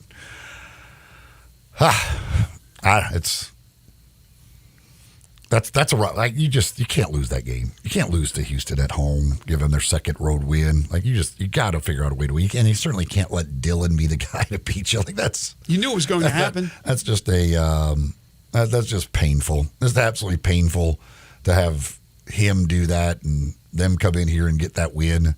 That one stings. That one stings a little extra. And while the team has not made any announcement officially, Kenneth Lofton Jr. took to social media thanking the fans, thanking the organization, as he will be released, according to reports, to make room for Ja on that roster. Lofton Jr. will be paid for the rest of the season, and I'm sure a team out there will probably go after him, pick up his services. But I'll be curious to see, after the game tonight, more than likely a loss at OKC, 6-19. 8 was the number I was looking at. New Orleans tomorrow night and home to Tyrese Halliburton in Indiana on Thursday. The first home game with Ja back. If they lose these next 3 at 6-18 to become 6-21, it's over. In my opinion. Done. Over. No chance. They have to figure out a way to win. I mean, again, 8 was that number I was looking at. It's almost impossible to be able to come back from that. And again, Ja returns. It doesn't mean everything's settled and they're going to go on a 57-game winning streak. You need Smart back. You need Kennard back. You need all the reinforcements. And they won't have them all starting tomorrow night. So we'll talk more about the Grizzlies, about the other action from the weekend in the NBA a little bit later on in the show. We'll talk NFL Week 15 as well. But when we return, it's all about college football with Barrett Sallee. And if you're looking for a new car, a new ride, new truck, new vehicle in 2024, you need to head on down to All-Star Chevrolet. If you are ready for a new Silverado, All-Star Chevy in Olive Branch has financing down to 1.9% or up to $10,000 cash, plus make no payment for 90 days, and your good credit deserves it. You can check out all the red tag deals when you're down there on Tahoes, Equinox, Trailblazers. Families love the Traverse with the third row seat, so you can do much more together. Those family outings all around the country, just get in that beautiful Traverse and you'll really enjoy the trip. Military, teachers, college students, healthcare workers, you get an extra $500 bonus. And if you want a certified pre-owned Chevy or any pre-owned, All-Star is loaded up. If it's not there, ask Jeff. He'll find it for you. Kevin and Jeff and everyone at All-Star Chevy asked me to wish everyone a Merry Christmas and a Happy New Year on their behalf. Remember, it's not South Haven, not Mount Moriah, not Bartlett, not Collierville. It has to be Olive Branch. Find new roads to All-Star Chevy today or go to allstarautogroup.com. Barrett Sallee is next. This is Sports 56 Mornings with Greg and Eli on Real Sports Talk, Sports 56 and 98.5 FM. We are Real Sports Talk. Sports 56 WHBQ. Available on your radio dial at 560 AM and 98.5 FM, as well as around the world online at sports56whbq.com. Take us with you everywhere by downloading the Sports 56 app. And at home, just say, Alexa, play Sports 56. Wherever you are, stay tuned in to Real Sports Talk. Sports 56 and 98.5 FM. Roofs, and more roofs. Chris Price here with Metro Builders. Is your roof leaking? Do you have mold stains on the ceiling of your home or business? Is your carrier denying your claim or offering a repair simply because they don't have enough documentation? You need a contractor that performs work for insurance claims for policyholders each and every day, and Metro Builders is here to assist. Call Metro Builders. At Metro Builders, we provide free estimates, consultation, and claim repairs. Metro Builders' process of arriving, inspecting, diagnosing problems, and estimating is second to none, commercial and residential. Residential. Our team of Hague-certified technicians are standing by to assist you with providing estimates and photos to your carrier to document your loss. All you owe is what your policy states. No large fees on top of the final scope. We use high-grade materials and are certified by companies like Atlas, CertainTeed, Owens Corning, and Mulehide with labor warranties up to 50 years on all of our jobs. Metro Builders provides roof repairs across the Mid-South. Call Metro Builders to schedule your inspection free. Call me. 901-375-1717. That's 901-375-1717.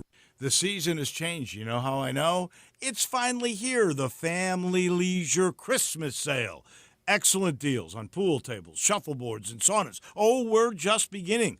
Tired and sore from shopping? Check out the huge selection in stock of hot tubs and massage chairs. Oh, and you can surprise the kids with the best stuff, like a new arcade, a game table, even a play gym.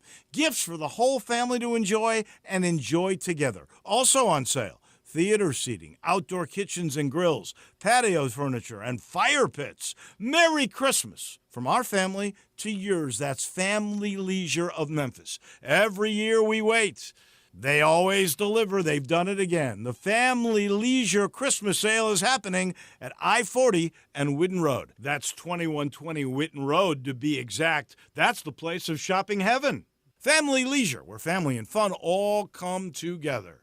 Do you have equipment taking up space in your shed or on your lot? What do you do if those pieces are really big? Ever wondered their value? Purple Wave Auction is an online auction company that sells used equipment. Thousands of items are up for bid right now at purplewave.com. Our transparent auction process makes it easy to sell that Kenworth semi you have sitting behind the barn. Or how about an upgrade to your New Holland Workmaster? Take a moment and check out purplewave.com. Purple Wave Auction, straight, simple, sold.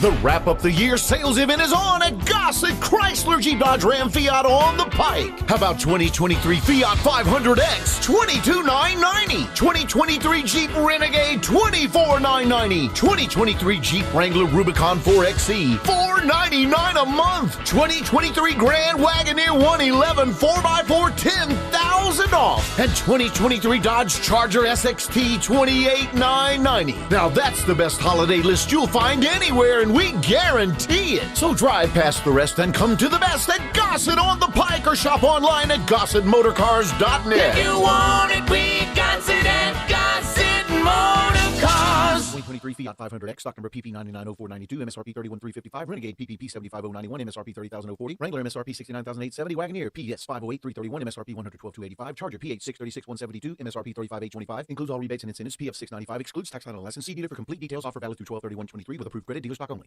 Ole Miss Rebel Yell is back. The Rebel Yell Hotline Radio Show is back on WHBQ Sports 56 and 98.5 FM. Every Monday night at 6, hear the latest news on your Ole Miss Rebels with Yancey Porter with 24/7 Sports, former Ole Miss defensive tackle Mike Fitzsimmons, Gordon Ford covering SEC Sports Call, and former Ole Miss baseball announcer Gary Darby. From kickoff to free throw to extra innings, your Ole Miss sports on the Rebel Yell Hotline Show right here Monday night at 6 on Sports 56 560 AM and 98.5 FM, your Mid-South sports station. Sports 56 traffic. Good morning. They've got this wreck to the side on 40 westbound near Sycamore View Road. It was there long enough to really jam up that traffic on 40 going westbound. It's slow now between Abilene and Sycamore View Road. A wreck at Coleman Road at Austin P Highway getting some attention. At one point, that had traffic really slow in both directions. Hey, 24/7 reliable crane and rigging services here in Memphis. You need Tomahawk Crane and Rigging. Check out their website. It's tomahawkcrane.com. I'm Commander Chuck with your on-time traffic.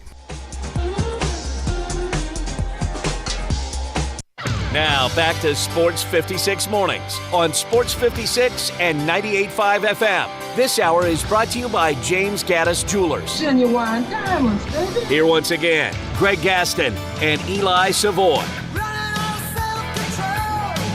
Ready or not, the bowl season already underway with a number of games from this past Saturday. Game tonight, I believe, on the schedule, and it's going to get hot and heavy with all the big games coming up, including the AutoZone Liberty Bowl game here in Memphis a week from Friday featuring the Memphis Tigers. And we have plenty of news on the transfer portal when it comes to the University of Memphis. We'll get that to you in a little bit. The Tigers will take on Iowa State. But It will be a busy, busy season, as it always is, the bowl season. And here to talk about it is Barrett Sallee. It's time to talk some college football. Joining Greg and Eli is Barrett Sallee from CBSSports.com, CBS Sports HQ, and SiriusXM Radio. Here's Barrett Sallee with Greg and Eli. Make sure to follow Barrett on Twitter at Barrett Sallee. How are you? I'm great, y'all. How are you? Doing well. If I have the schedule correct, and I think I do, next Monday, Christmas. The following Monday, New Year's Day. We won't have you. Obviously, it's a no-show for us and your time with your family. The following Monday, then, would be the 8th. That's the national championship game. And hopefully, that's correct. Hopefully we'll be able to talk to you that morning because that's the next time we talk to you. So, in other words, we have a lot to cover here. So before we dive into games and get your thoughts about the playoff and things of that nature, I know the portal is crazy. It has been since they instituted it. But the quarterbacks moving around in college football, it's absolutely incredible. And yesterday to hear the news about Malachi Nelson, the 5-star quarterback at USC who redshirted this past year, jumping into the portal as well, just adds to this nuttiness. What is your take on this? Quarterbacks just moving left and right. Yeah, to me, I think it's just all reactionary, right? It's either, well, not all reactionary, but it's just a bunch of dominoes falling. I think that there's no doubt that Lincoln Riley has been in the market for a transfer quarterback. I think that he's entertained plenty of options. Will Howard, I think, from Kansas State is the one that everyone's sort of pointing to right now. So if you're Malachi Nelson, you know that you are talented enough to play somewhere. You know, where that place is, who knows? But if you're a 5-star quarterback and you didn't beat out Miller Moss for the backup job at USC, then you got to find something else. So I just think that's all there was to it. You know, and I think moving forward, you know, Mississippi State lost Will Rogers to Washington. You know, so I'm sure Mississippi State's gonna, you know, explore all options, and you know, so it just goes down the line. So I don't know. To me, it's just the age we live in. If you're a free agent and you're talented enough to play somewhere, you want to play somewhere right away because you only have 3 years. But in reality, you only have 1 year because it changes so much. Mm-hmm. So, like, let's just say if you're Kyle McCord, right? You jump into the portal right away, like the minute it opens, because you might not get that job. And, you know, you still have eligibility left. So if you're in a battle and you might lose it, then you got to go somewhere where you might not lose it, you know? And so you got to have that tape. And that, I think, is what's going on right now. And it's interesting because I think the quality of play is better because you have more talented players getting actual meaningful snaps every game. The McCord one is just it's on the surface when you look at it, it's so bizarre. You're like, yes, you're at Ohio State. You're the starting quarterback at Ohio State this year. Like Ohio State every year, you know you're going to have a chance to win a national championship, and you transfer to Syracuse. Like it just looks weird. It does look weird, you know. But look at what Kyle McCord honestly has comparable stats to J.J. McCarthy at Michigan. What I think is very interesting is, and this is a hypothetical, what would J.J. McCarthy have done in this landscape 2 years ago when he was sort of the backup change-up quarterback? He'd probably transferred. And now he's gone to 2 more playoffs. So, you know, I think what this is, Ryan Day understands that he's got to find a difference maker. There are difference makers out there, and that Kyle McCord is a quarterback that you win with, not a quarterback you win because of.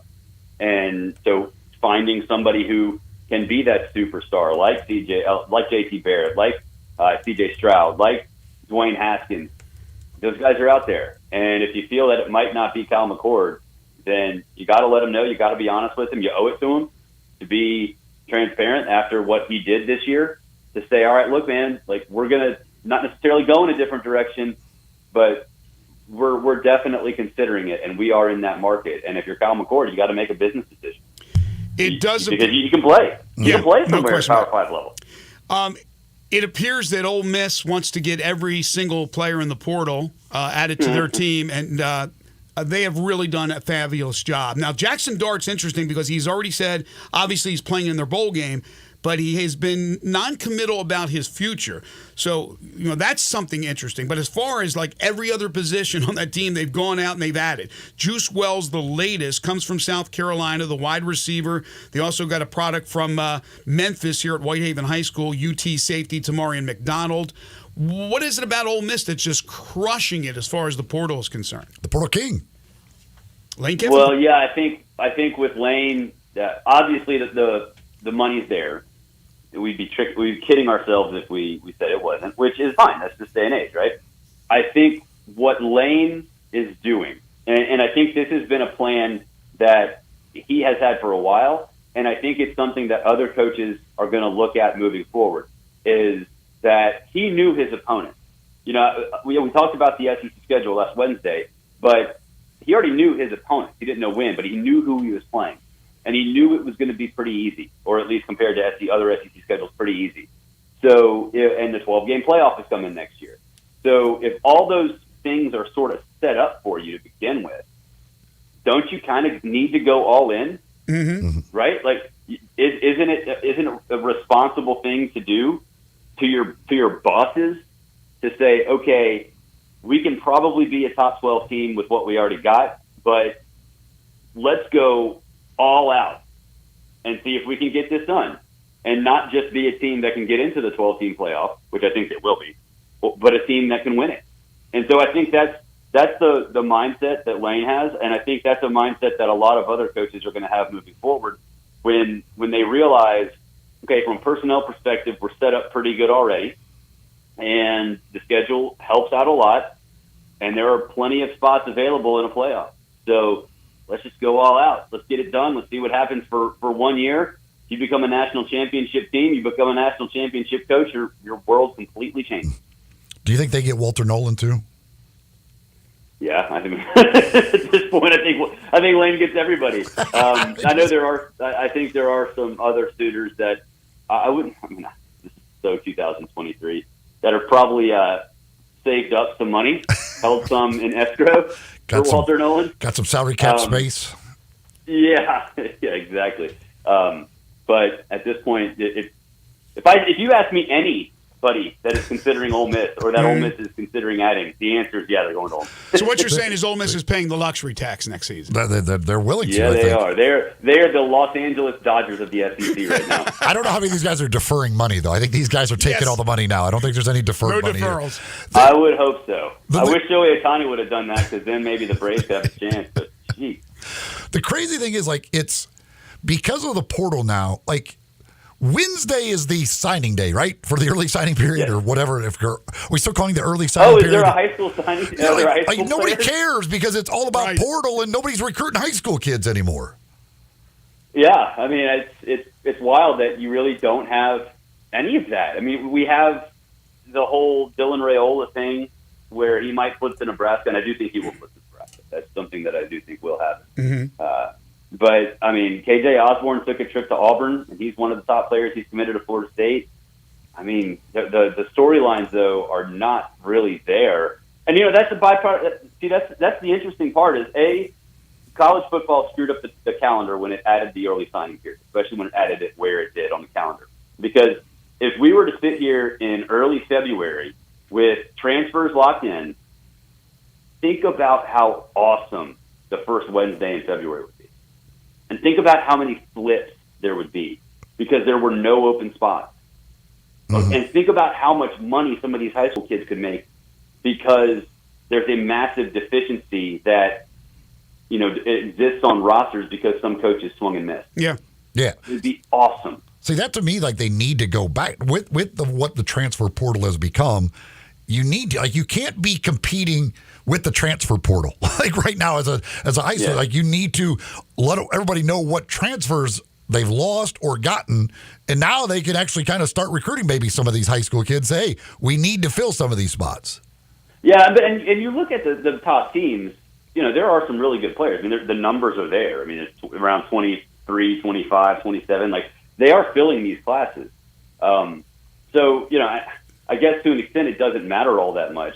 But I think from an intrigue standpoint, for the sport, for the health of the sport, because like you said, we're not talking about Wednesday, which used to be the biggest thing in the world, but we're not talking about it. So if that's going to be the case, then for the health of the sport, do you really want it to be dead for 5 months? Because spring practice doesn't matter anymore. Right. No, that's a good point. It's just like this. The health of the sport, the national appeal of the sport would benefit from National Signing Day moving back to its original spot. And look, again, like I said, the players are already there. They're already committed. They're going to be signed on Wednesday, but nobody knows who they are. Exactly. Nobody cares. But with the portal, I also hate to see stories like Malik Murphy having to leave. And I know he didn't have to leave, but he leaves because schools around the country are looking at trying to pick up quarterbacks. And this guy has to leave a team that's in the actual playoff, not just a regular bowl game, in the actual playoff. Even though he's not a starter, I understand that. So now you got a situation with Texas. If yours goes down, it's Arch Manning, who they didn't play all year pretty much, except for a little bit of token time out in the field. They lose their backup quarterback because he has to find a new home where he becomes the starter somewhere. Yeah, and think if you're not as healthy as Texas at the quarterback spot. I'm talking about just from a roster perspective, right? Yes. So think about what happened if you already got decimated in the offseason before that, and you only have one guy. What do you do? You can't do anything. And look, Michigan has done a great job. If you're Michigan and you lose J.J. McCarthy, or you have J.J. McCarthy and you lose your backup, and then you lose J.J. McCarthy the first play of the semifinal, you're screwed. You got no chance. And so, but these players have to do it. I don't blame Malik Murphy at all. You have to do it. It's a rarity that you have. I mean, here in Memphis, you got Seth Hennigan coming back for a fourth year as their starting quarterback. That's so rare around the country. Is it only 4? Because it seems like 10. I know. This guy's been incredible. He started from day one. But Jalen Milroe coming back to Alabama is huge. So you got that news, which may make Alabama the favorite going into next year. The other thing is, before we talk about some of these games, KJ Jefferson, where's his destination in your opinion? So I've talked to some coaches about it. I think he is – there are going to be some sniffs from some major teams, but I wouldn't be surprised if he actually took a little bit of a step back from Arkansas. I'm not saying group of 5, but lower level Power 5. I don't think the market for him is what maybe just casual fans think, which is sad. Because I think KJ could have done a great job at Arkansas, under the new new offense. But obviously we still have the portal open, so we don't know exactly who else is going to jump in and block him. But it's going to be either a comparable team to Arkansas or maybe a lower level group, Power 5 team. So what do you expect in the two playoff semifinals? So I think Texas and Washington is going to be really low scoring, which is kind of not how Washington likes to play. But I think Texas right now is so multidimensional offensively. They can get into shootouts. They don't have to get into shootouts because they know their defense can keep them in games. And I think Texas's defense is going to rattle Michael Penix. And we've seen that Washington offense be very, I wouldn't say inconsistent. No, and Penix has been fine. He's a Heisman Trophy finalist. But I don't think that he can be as consistent as maybe a lot of people think against this type of defense. In the Michigan-Alabama game, I think Alabama's going to win by 2 or more touchdowns. 2 or more touchdowns, wow. Everybody I talk to thinks Alabama's winning this game. Well, think about it. They had to figure out Jalen Milroe on the fly, right? They have had no chance to sort of decompress and say, all right, this is what we're going to do. They have, obviously, their game plan going into each game, but to sort of readjust everything. Mm-hmm. And now they have a month. I just think the month to prepare, considering how Alabama's offense had been operating for the 3 months of the regular season, is going to be wildly beneficial. So you'll get the rematch in the championship game. Texas-Alabama, who wins? Hey, we're talking that day. I can't give you that answer. Oh, that's right. That's right. Save that. Good. See, you're much smarter than me. It's amazing to me, though, how See, I'm a radio host, Greg. I'm a radio host, and I'm a producer. There you go. He does it all. Everybody believes Alabama's winning. Like I don't think I found anybody who believes Michigan's going to beat them. Well, we'll find out. Barrett, give me one or two real quick. Outside, obviously, we just talked about the teams in the playoffs. 2 bowls that you're really looking forward to. Not only because I'm going, but the Peach Bowl between Ole Miss and Penn State is going to be freaking awesome. I can't wait to watch that game. And Missouri, Ohio State. You know, you always you look at what means more. Missouri, that means a ton. Mm-hmm. Think about what a win over Ohio State would mean for Eli. And then Ohio State, I don't know if they want to be there. Well, also, I mean, Missouri's in the SEC, so we know it just means more. It just means more. That's right. It just means They should use that as a slogan. That would be really, really cool. He's Barrett Sallee. And you know what? They should have a good-looking lady on a beach.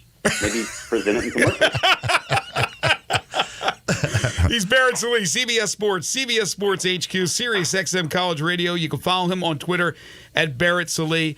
Merry Christmas, Happy New Year. We'll talk to you after the first. Enjoy it with your family, and looking forward to the national championship game. Talking with you on that Monday.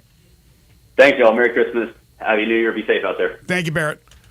I have been telling folks about City Brew Tours here over the past few weeks. It's new here to Memphis, and I had a chance over the weekend to do one of these tours. And let me tell you, it is absolutely outstanding. If you've got family coming into town for the holidays, it's a great way to kind of show them a little bit about Memphis, some of our local beers.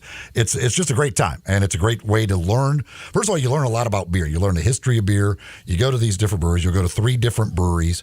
You get to find out about their different beers, try their different beers, learn about their process of making them, how they make the different types of beer, all of that stuff. And we've got some amazing breweries. And there's some, I found one Saturday because we went to it that I did not know even existed. I think we're up to 13 or 14 now local breweries here in Memphis. And City Brew Tours you get to see some of those. Again, 3 different breweries. We got 4 different samples at each brewery. That's a 4-ounce pour. So you're talking about 16 ounces of beer at each one of the places. And you're trying 4 different beers. Plus pizza at one of the stops. They give you food as well. You leave from the Peabody downtown, and you'll do this. And it's not always the same 3 breweries. They rotate those and have different things. They do these Thursday nights. They do them Friday nights. They do Saturday afternoon and Saturday night. They do a Sunday afternoon tour. If you've got a big group, you can do a private tour. So if you've got a party, or if you've got a big family, you just want to do a big family outing, they can do private tours as well with City Brew Tours Memphis. It's absolutely outstanding.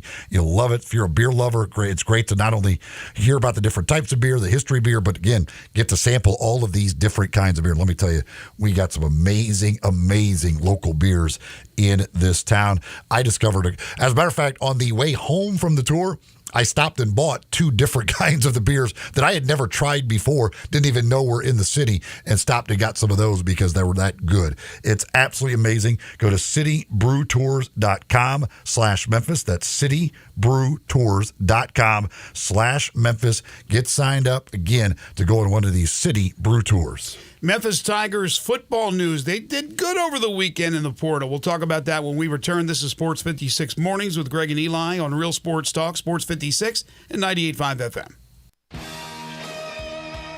Add a little fun to your lunch break. Join Johnny Radio for Sports 56 Happy Hour from 11 to 1 every weekday on Sports 56 and 98.5 FM. Bartlett Small Engine has been serving quality power equipment since 1970. They have a full line of power equipment, parts, and services for most makes and models. Bartlett Small Engines has the best brands in the power tool industry, and they're all American made. Bartlett Small Engine is your can-do store. 6780 Summer Avenue. Call 901-386-9779. Bartlett Small Engine has free pickup and delivery both at your home and curbside for lawnmowers, blowers, edgers, and any small engine. Call 901-386-9779. Merry Christmas from Choate's Air Conditioning, Heating, and Plumbing. We're here to make your holiday season extra cozy and cheerful.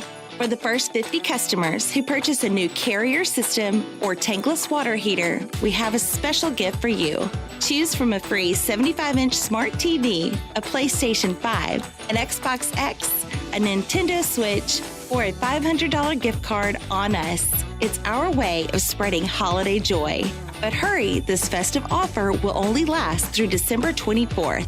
Enjoy a comfortable Christmas and a special present from Choate's. Because when you choose us, you're not just a customer, your family. Schedule your free estimate today at 901-347-8086. Choate's Air Conditioning, Heating, and Plumbing. Let our families serve your family this holiday season. Wishing you a warm and joyful Christmas from Choate's. All 650 acquisition fees. Sportage R723 5498 MSRP 28940. Sorrento PG 424 MSRP 33010. Telluride RG 462822 MSRP 38705. Includes all rebates and incentives. Must finance through Hyundai. Excludes tax title and license. See dealer for complete details. Offer valid through 1/2/2024 with approved credit. Dealer.com. Hey, my man Jeff Allen, what's going on for the holidays over at Gossett Kia South Mount Moriah? It's the season of giving back at Gossett Kia on Mount Moriah, and I've got your holiday presents right here. Tell us about it, Jeff. Award-winning SUV 2024 Kia Sportage LX, $299 a month, $34.99 due at signing. 2023 Kia Sorrento LX, perfect for your road trips, $329 a month. And the 2024 Kia Telluride LX, we Gossett at $459 a month, all 36-month lease. Well, you can't get much better than that, Jeff. And all Kias come with the 10-year, 100,000-mile powertrain limited warranty. So whether you live in Horn Lake, South Haven, Olive Branch, or Memphis, you'll be happy at Gossett Kia on Mount Moriah. And from all of us at Gossett Kia South on Mount Moriah, happy holidays. Do you have a game plan for COVID-19? Prescription oral treatments must be taken within the first 5 days of symptoms, even if mild. If you have a high risk factor, ask your doctor if treatment is right for you. Visit treatcovid19.com. Sponsored by Pfizer. Now back to Sports 56 Mornings on Sports 56 and 98.5 FM. This hour is brought to you by James Gaddis Jewelers. Diamonds are forever. Woo! Here once again, Greg Gaston and Eli Savoy. We were talking about quarterbacks and the portal and all things college football, QBs. Michael Pratt has announced he will not play for Tulane in the bowl game. He is getting ready for the Senior Bowl, so that means he will not be coming back for another year of eligibility. He will be headed to the National Football League. So again, another thing that benefits Memphis. We'll see if it benefits them in the long run. But Michael Pratt moving on from Tulane. Speaking of Memphis, big weekend. Now, they've lost a number of players, especially in the offensive line. McKalen Pounder's announcing he's going to Mississippi State. We had Davian Carter the other day announcing he's going to Texas Tech. There's always a need for linemen. They're always going to find good money in the portal, even if they're average linemen. But Memphis went out and got a starting running back from the University of South Carolina. Mario Anderson is transferring to the University of Memphis. I just texted our friend Jay Phillips, who covers the Gamecocks, just a second ago. He said he's a solid running back. But if you look at the numbers, he was their leading rusher. So it's pretty interesting. And he said, call me after. So I'm not sure if there's anything else that goes with that other than being a solid running back. But he had 700-plus yards after coming from Division II to South Carolina and making the move to Memphis. Very interesting. He was reportedly looking at USC, Oklahoma, Cal, some other schools. Now, I guess when it comes to those big schools like USC and Oklahoma, they probably have a plethora of running backs, and maybe you're just another number. But he looked at this as maybe the next in line to get that chance to go and be in the NFL and be the next Tony Pollard or Antonio Gibson or Kenneth Gainwell and Darrell Henderson and on and on and on. So that's a great pickup for Memphis. Now, again, the lineman is the most important thing, and they went out and they got a lineman. They got a transfer from, I think I mentioned this the other day, and I forget his name, but they did get a lineman. They also got a linebacker, Javonte Mackey, who comes over from Arkansas State. He was a Whitehaven prep star. So Javonte Mackey, who was the second leading tackler for Arkansas State, he's coming to Memphis. They also get a defensive tackle in Kamondre Cole, who comes from Holmes Community College. I just don't remember the lineman they got, but they did get a big offensive lineman. Pretty good early Christmas present for Ryan Silverfield and company to be able to bring in some very talented players to help out this team. Yeah, to get Anderson, I mean, we're talking about a guy who in the SEC rushes for over 700 yards, averaged nearly 5 yards a carry.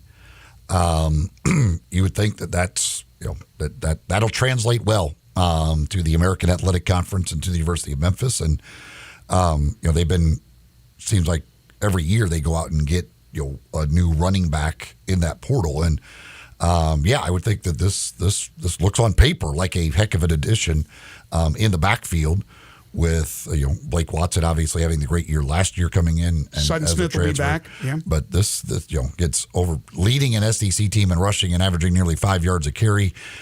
Playing in the SEC, that's pretty darn good. Yeah, I think, again, I'm having trouble with my internet here to give you the name of the lineman they picked up. But, yeah, look, you're going to take some hits. They've been pretty diligent in being able to go out, zero in on a few players, and get those players. I thought they did a great job in the portal last year. And remember, this is a limited NIL as far as what they have from the 901 Collective, and hopefully it will continue to increase, and they'll have more to be able to divvy out to these players that are looking to certainly benefit from their strengths as football players or other athletes. And, Memphis has done a good job being able to do it. But the offensive linemen, that's the key. We talked about this the other day. They've lost 4 guys, including Jacob Likes, who is opting for a chance in the NFL. You got a couple of guys coming back. I imagine Jonah Gamble's going to be back for next season, if I'm not mistaken. I think he still has a year of eligibility. But you have to be able to fill those voids, and that's the key. You're getting your quarterback back. You're getting your leading receiver back. You got this running back coming in where he started in the SEC for South Carolina. But you have to have the guys to open the holes. You have to have the guys to protect the quarterback. And that's why they're so sought after, because there's not a ton of these guys out there. And that's why I said even the average lineman will be able to dictate pretty much what they want on the open market. Fleet Feet is the place to go to get all your running gear. You want to make sure you get shoes that are just right for you. Well, go see the folks at Fleet Feet. They can do that for you as they take a look at the way you run and the way you walk, and they fit you with shoes that are just right for you. Plus, they got all the other stuff that you need. So if you've got a runner on that Christmas list, go see the folks at Fleet Feet. You can either find something they need, or you can just get them a gift card so they can go over there and get exactly what it is they need from the folks at Fleet Feet. 2 locations in East Memphis in Laurelwood Shopping Center, and then out in Collierville at Poplar and Houston Levy, next door to Huey's. Those are the 2 places you can find them. You can also find them online, fleetfeetmemphis.com, on social media as well. They'll keep you up to date with things they've got going on, from group runs and races they sponsor, all of that other stuff that you can get involved with the folks at Fleet Feet. All right, when we come back, we'll talk NFL Week 15, then we'll get back into Tigers basketball and the Grizzlies as well. This is Sports 56 Mornings with Greg and Eli on Real Sports Talk, Sports 56 and 98.5 FM.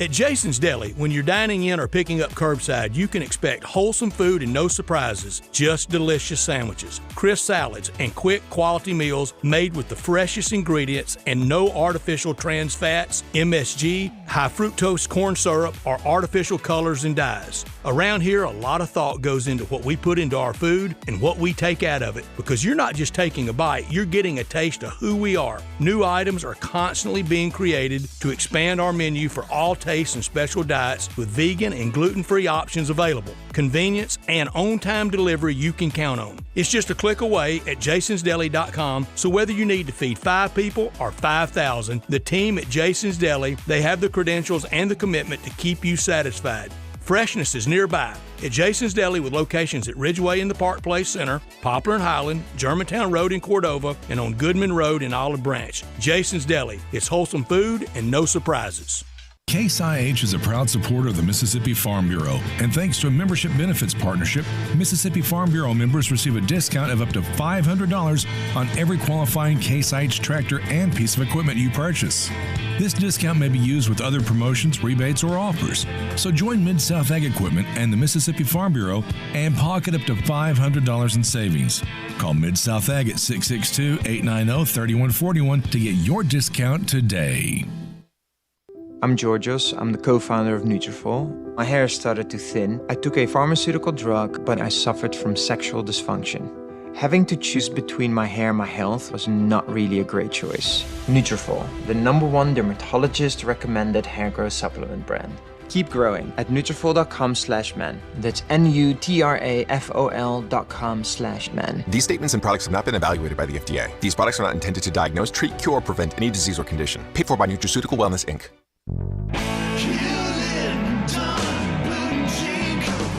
Hewlett & Dunn Boot and Clothing Company, we have it all. From handmade Amish leather belts, fine and casual clothing, boots, casual boots, work boots, fancy boots, and even safety-toed boots. Lots of cowboy hats to choose from, even Nebo lights, good-looking duck head dress shirts, duck head caps, shorts, and pants. Tons of jeans from Ariat, Wrangler, Devil Dog, and Kimes Ranch jeans. At Hewlett & Dunn, we have a great selection of Old South t-shirts and caps. Fine clothing from dress to casual to Sunday best. Enjoy choosing from UFO's orthopedic-approved shoes. Hewlett & Dunn Boot and Clothing Company. Boots of every size, every color, every skin. Great quality Western, work, and safety toe boots. Hewlett & Dunn Boots and Clothing Company. 111 North Center Street, Collierville. Hewlett & Dunn. Hewlett & Dunn, serving you and your family since 1961. Sports 56 traffic brought to you by Curfew. Enjoy the ultimate dining experience at Curfew. Monday's weekly special is Mississippi fish and chips for just $18. Curfew American Tavern Craft Cocktails, your new destination. 164 Union Avenue, main floor of the Canopy Hotel. Sports 56 traffic.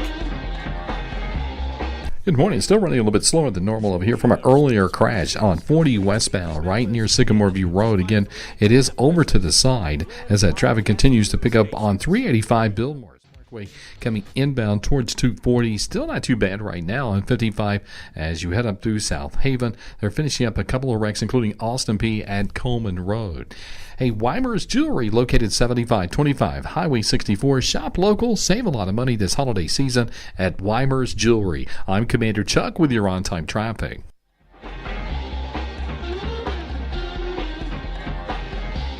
We are Sports 56, WHBQ Memphis, and W253DF Memphis, Flynn Broadcasting Stations.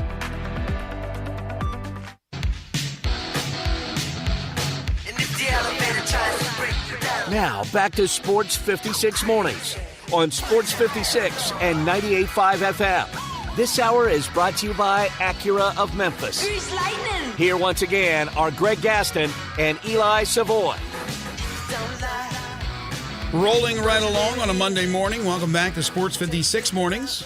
Greg Gaston, Eli Savoy, Zach Boyd with you. Currently sunny and 43. Looking at a high today of about 55.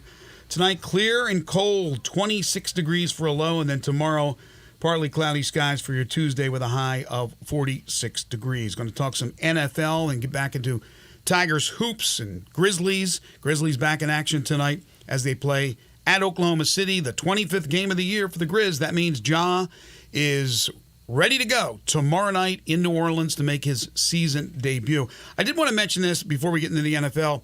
Somebody had texted me, and it makes an awful lot of sense. Naquan Tomlin, when he is ready to go for Memphis, could start alongside Malcolm Dandridge, go real big at the center/forward position because Tomlin can really move well. He can go outside. He'll take the occasional three, but is pretty versatile. So you could see that combination as well. They can go smaller. And of course, you have Jourdain, who adds a lot to this team and has been very consistent from the get-go, but it gives them a lot more depth at the forward position, a very talented player, much more a scorer than Malcolm Dandridge is, but they could go with both of those guys in the starting lineup as opposed to just one or the other. Yeah, again, right now you've got a guy in Ashton Hardaway who's starting who's literally doing nothing. Right, but again, Jaquan Walton and Caleb Mills started to begin the year and decided that it would be best if they came off the bench. And Penny said, okay, let's do that. And they've been much better since coming off the bench. Walton, offensively, not so much with the outside shot. He started out quickly this year, knocking down threes, and he has been cold ever since. But he got to the hole in this game against Clemson on Saturday and was able to go for 10 points. And Mills has actually shot the ball very well from the outside since going to the bench, although he struggled in this game as well. 1 of 6 from the field, 0 of 4 from 3. But 2 veteran players to come off the bench. So we talked about it in hour number 1 as far as Ashton Hardaway is concerned. Coaches get superstitious, And they've won a couple of games with him starting, although he played 5 minutes. More than likely, he'll start him again tomorrow night against Virginia just to keep that superstition going. All right, let's get into the NFL, where some movement was made as far as postseason, teams getting into the postseason, clinching spots. Right now, in the NFC, the 49ers are the NFC West champions. They have clinched. They are 11-3. The Eagles at 10-3 have already clinched the playoff spot, but they play tonight as they take on the Seahawks at 7 o'clock to wrap up week number 15. Monday Night Football, we'll have it for you right here on Sports 56, again, beginning with the pregame at 7. The Cowboys, they are in the playoffs, but they didn't get there by winning last night as they were beaten up badly by Buffalo late in the afternoon in Buffalo. They are 10-4, so 4 teams, or make that 3 teams in the NFC have clinched.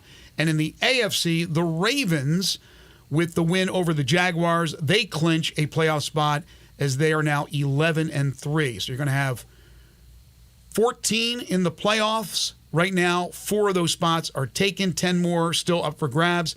As far as teams that have been eliminated in the AFC, the Titans, the Jets, and the Patriots. In the NFC, the Commanders, the Cardinals, and the Panthers, who got eliminated despite winning for the second time this year.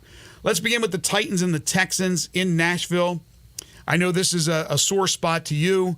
The Titans pull out the Oilers old school uniforms. They go with the Oilers logo in the middle of the field. They go with the Oilers logo in the end zone. They had a lead. They were in control. The Texans, who did not have C.J. Stroud, went with the veteran Case Keenum. They whittled away at that lead and then eventually tied it up, forced overtime, and then won it on a 54-yarder in OT to improve to 8-6, dropping the Titans to 5-9 as the Titans are indeed eliminated. Yeah, I'm with J.J. Watt. They get the uniforms back now, so they won the game. They should have played for the uniforms. Again, I disagree. I understand where you're coming from. To me, the Tennessee Titans are still the Oilers. It was the Oilers franchise, and they moved. The Texans are a whole separate entity.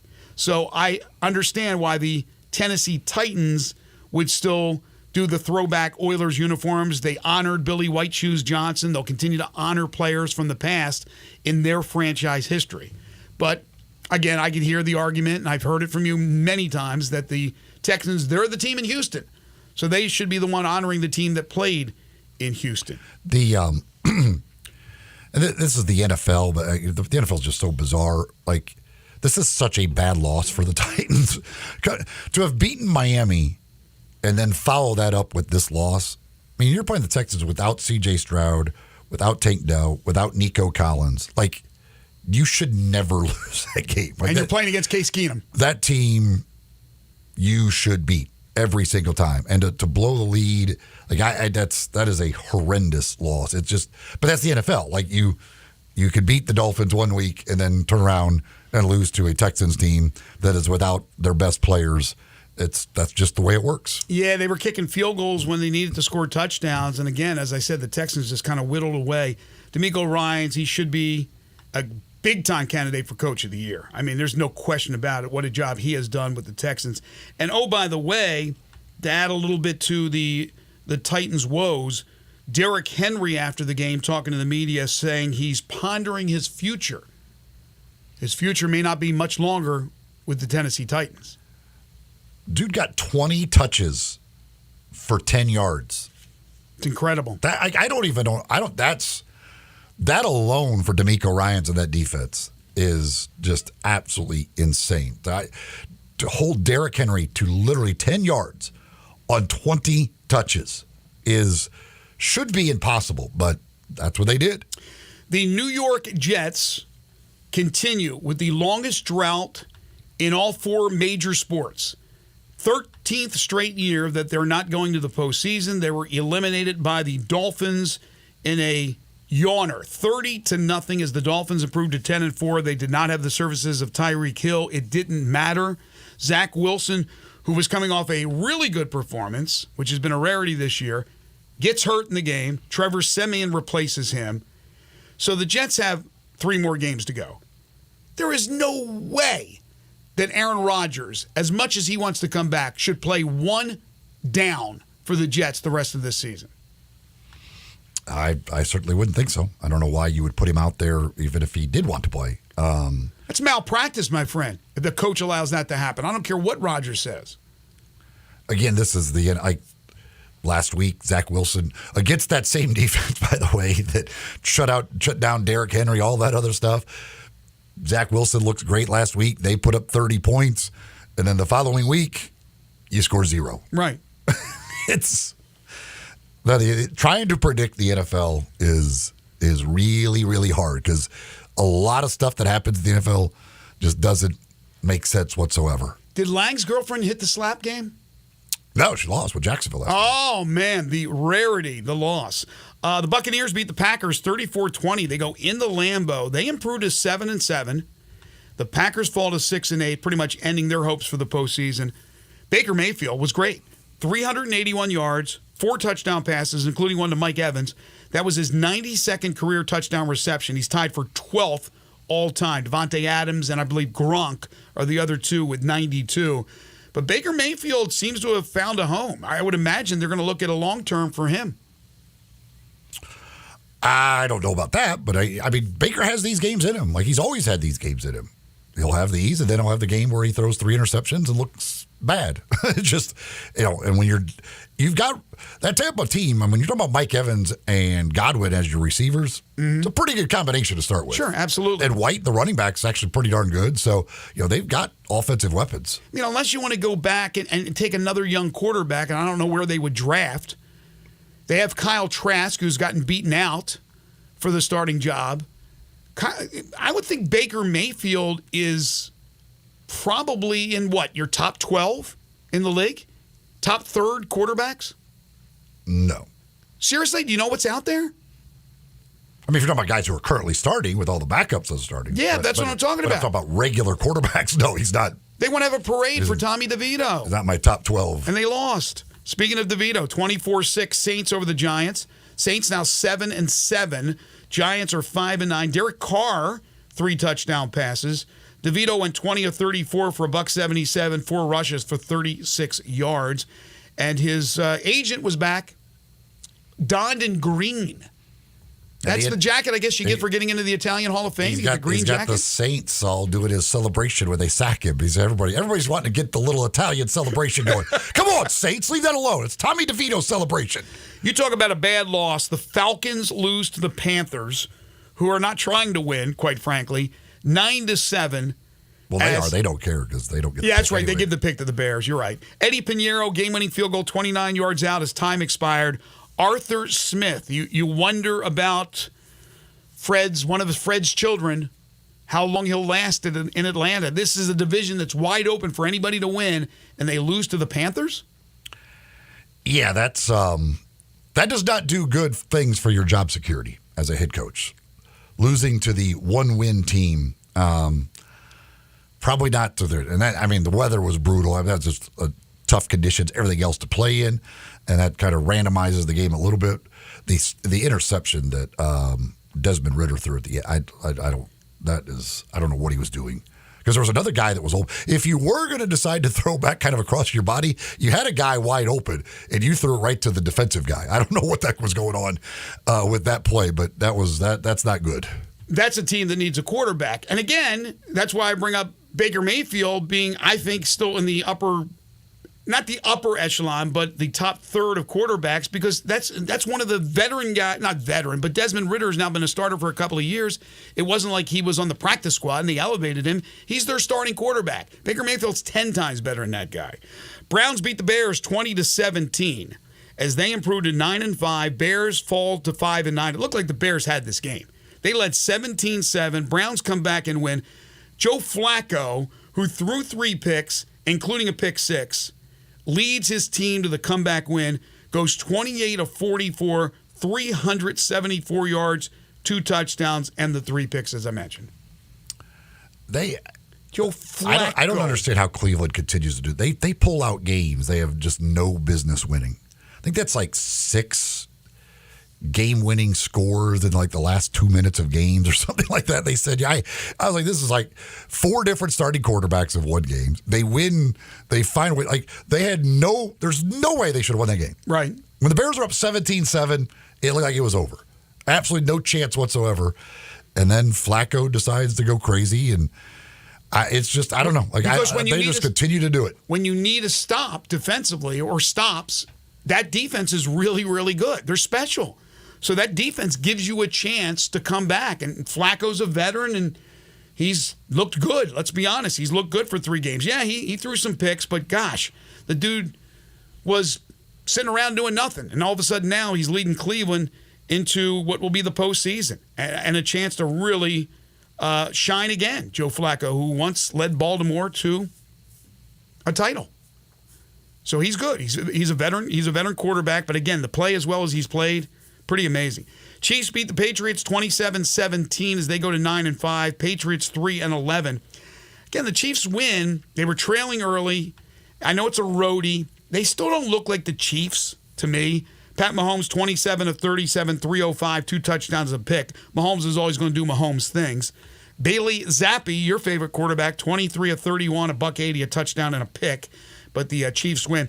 And the thought is that it's done for Belichick after the season. Is that what you're reading as well? That they will make a move? That Robert Kraft and Belichick, they'll probably come to some conclusion that, he will announce he's retiring and then he'll all of a sudden be on another team coaching? I mean, I don't know how this is going to end, but the stories I'm reading, they believe that this is going to be the end in New England for Belichick. Yeah, I think the feeling is there that he doesn't want to. I mean, you're basically going to start rebuilding again, probably. Certainly, you could see them drafting another quarterback, and I don't know that Bill Belichick wants to be around for that. I think if Bill Belichick is going to continue to coach, it's going to be somewhere where they has a chance to win a Super Bowl. Right. He could kind of be that missing piece to get you into a Super Bowl. And so I think it would make sense for everybody involved for New England to move on and for Bill Belichick to move on. If he does want to still coach, do it somewhere else. 49ers put up 45 as they beat the Cardinals 45-29. They go to 11-3. Cards dropped to 3-11. As I mentioned earlier, 49ers clinched the NFC West. Brock Purdy, 16 of 25, 242, 4 touchdowns, and then said after the game that Christian McCaffrey should be the MVP of the league.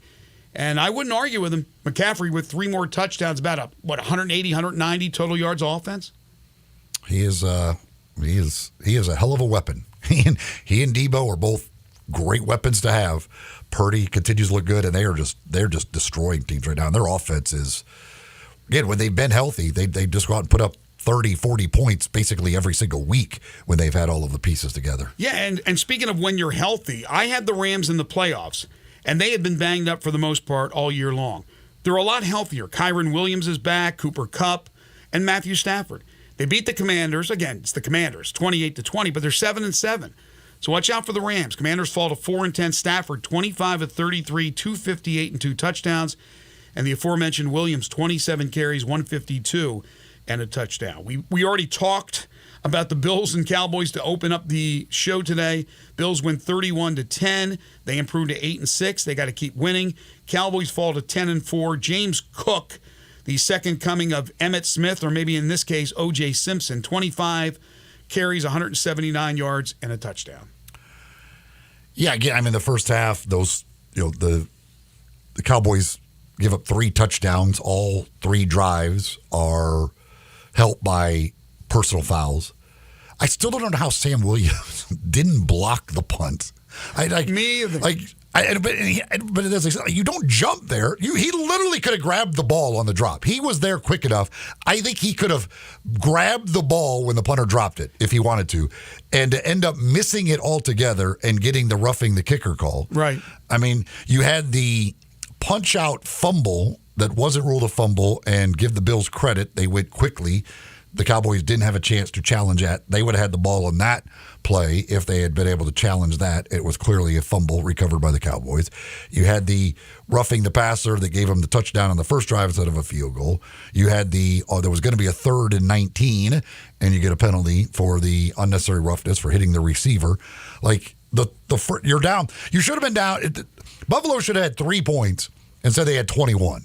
And the offense was terrible because I give Buffalo a lot of credit. Like they took away the first option, and then they were getting pressure on Dak before he could even do anything else.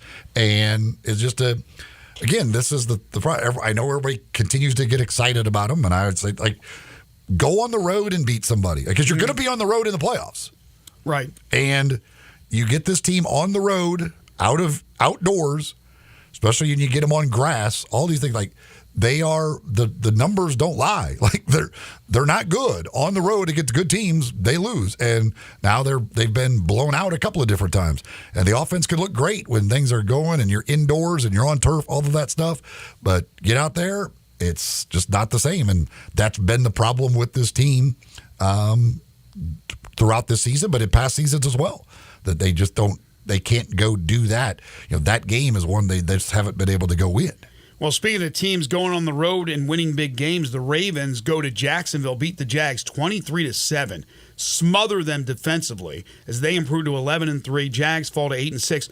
Trevor Lawrence, who's now in concussion protocol, still put up some decent numbers: 25 of 43, 264, and a touchdown. But they made mistakes. They fumbled the ball. They turned it over to the Ravens, and Lamar Jackson, just another Lamar Jackson type game: 171 yards passing, 97 yards rushing. Right now, there's a long way to go, and I wouldn't make this prediction, but 49ers, who I do think clearly are the best team in the NFL, and if they stay healthy, they're going to be hard to beat. But the Ravens right now in the AFC, you would have to look at them and go, they're probably number one. That possibility of the rematch of the 49ers and the Ravens, only thing that would be different is Jim Harbaugh would not be coaching San Francisco, but still a long way to go. Saturday, the Colts beat the Steelers 30-13. Gardner Minshew, really good for the Colts, 215 yards passing, 3 touchdowns. They're 8-6. They have been a shock. I mean, they have been a real big surprise to me, and that's my team. Steelers lose their 3rd straight. They're 7-7. Are the rumblings starting for Mike Tomlin? We know that Pittsburgh, we know how great he is, and we know that Pittsburgh's only had 3 head coaches, the last 50 years. But I wonder if the Steelers fans are getting a little antsy. Yeah, I don't know. I mean, if they end up, these last 3 weeks have been awful. Again, their offense is really, really bad. They can't get it going. But again, you're dealing with Mitch Trubisky right now too. So I don't know how much you can blame on Mike Tomlin. Hey, I can't blame Mike Tomlin. I mean, I think he's one of the best. He's a future Hall of Fame coach. Bengals beat the Vikings 27-24 in overtime. Don't count out the Bengals just yet, even though Joe Burrow's out for the season, because Jake Browning. Who? Jake Browning, 29 of 42, 324, 2 touchdowns and a pick. They improved 8-6. Vikings fall to 7-7, and then Jake Browning, a few expletives into the camera, talking about Minnesota, who let him go. But he's been a great story the last couple of weeks. I don't know if he can keep it up, but pretty amazing. When you have those types of weapons, like.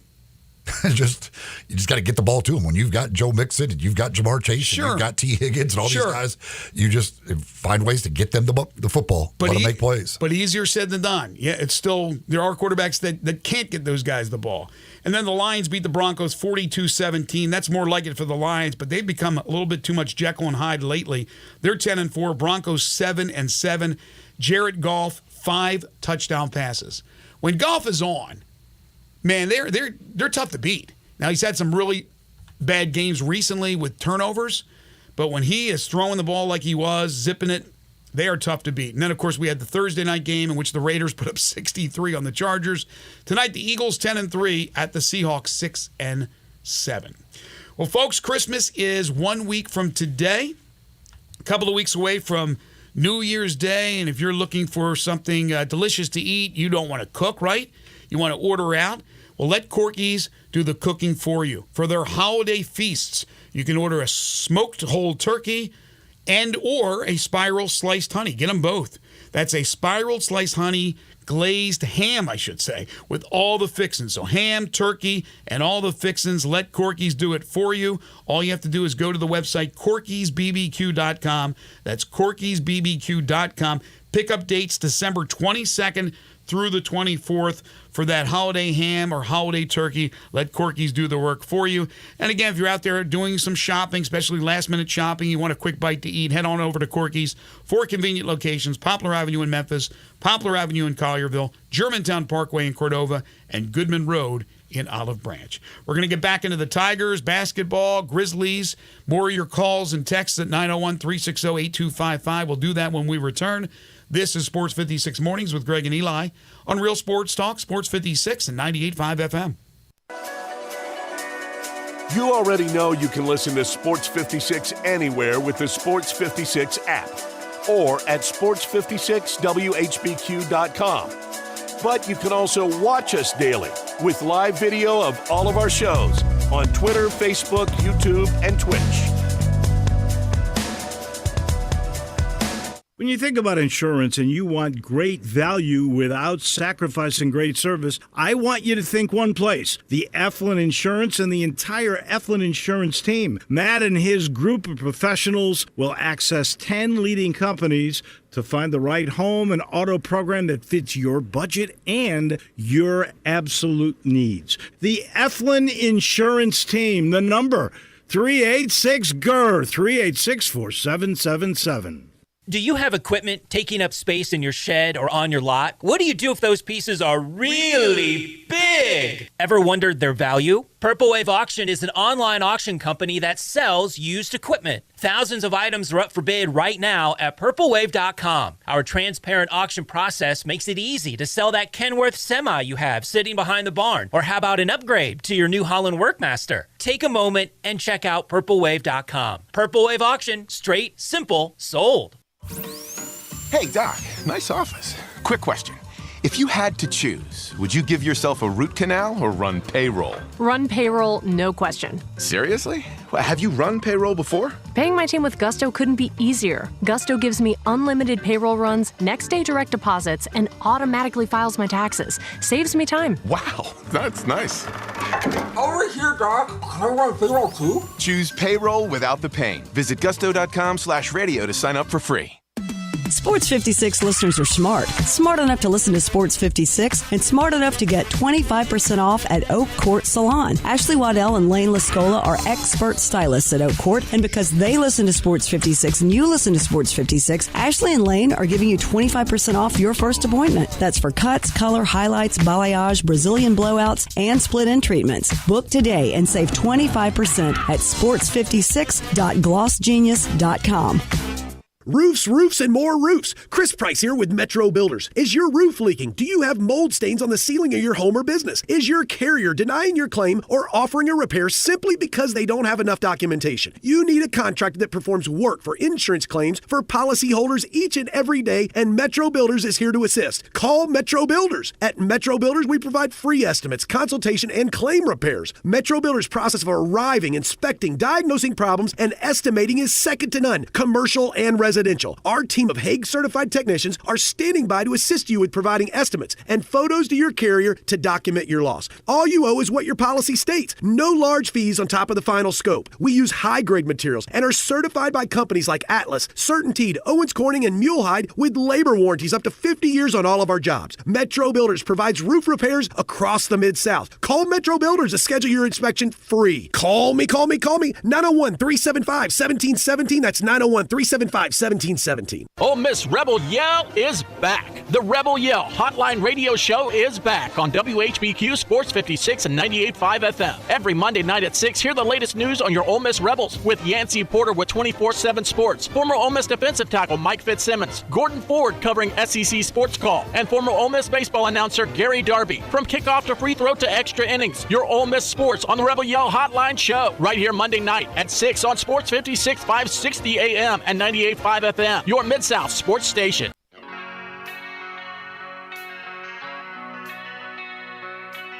Now back to Sports 56 Mornings on Sports 56 and 98.5 FM. This hour is brought to you by Acura of Memphis. Power is everything. Here once again, Greg Gaston and Eli Savoy.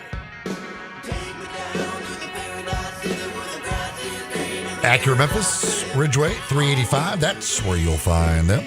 And that's where you're going to find some beautiful Acura automobiles, as well as plenty of pre-owned vehicles. Also, the certified pre-owned Acuras, which is a great way to get a new vehicle for you with some miles on it, but they give you an extended warranty. It's a great way to save money on a vehicle as well. Those certified pre-owned Acuras, they go over those things with a fine-tooth comb before they will put that certified label on them. So you know you're getting a great automobile. Plus, again, you're going to get some extended warranty on that and save a little money. You could talk to the folks at Acura Memphis about those or any of those pre-owned vehicles. You can go to AcuraMemphis.com to see the inventory of pre-owned vehicles. Plus, you got all those new Acuras there on the lot waiting for you, including the new EVs and much, much more at Acura of Memphis.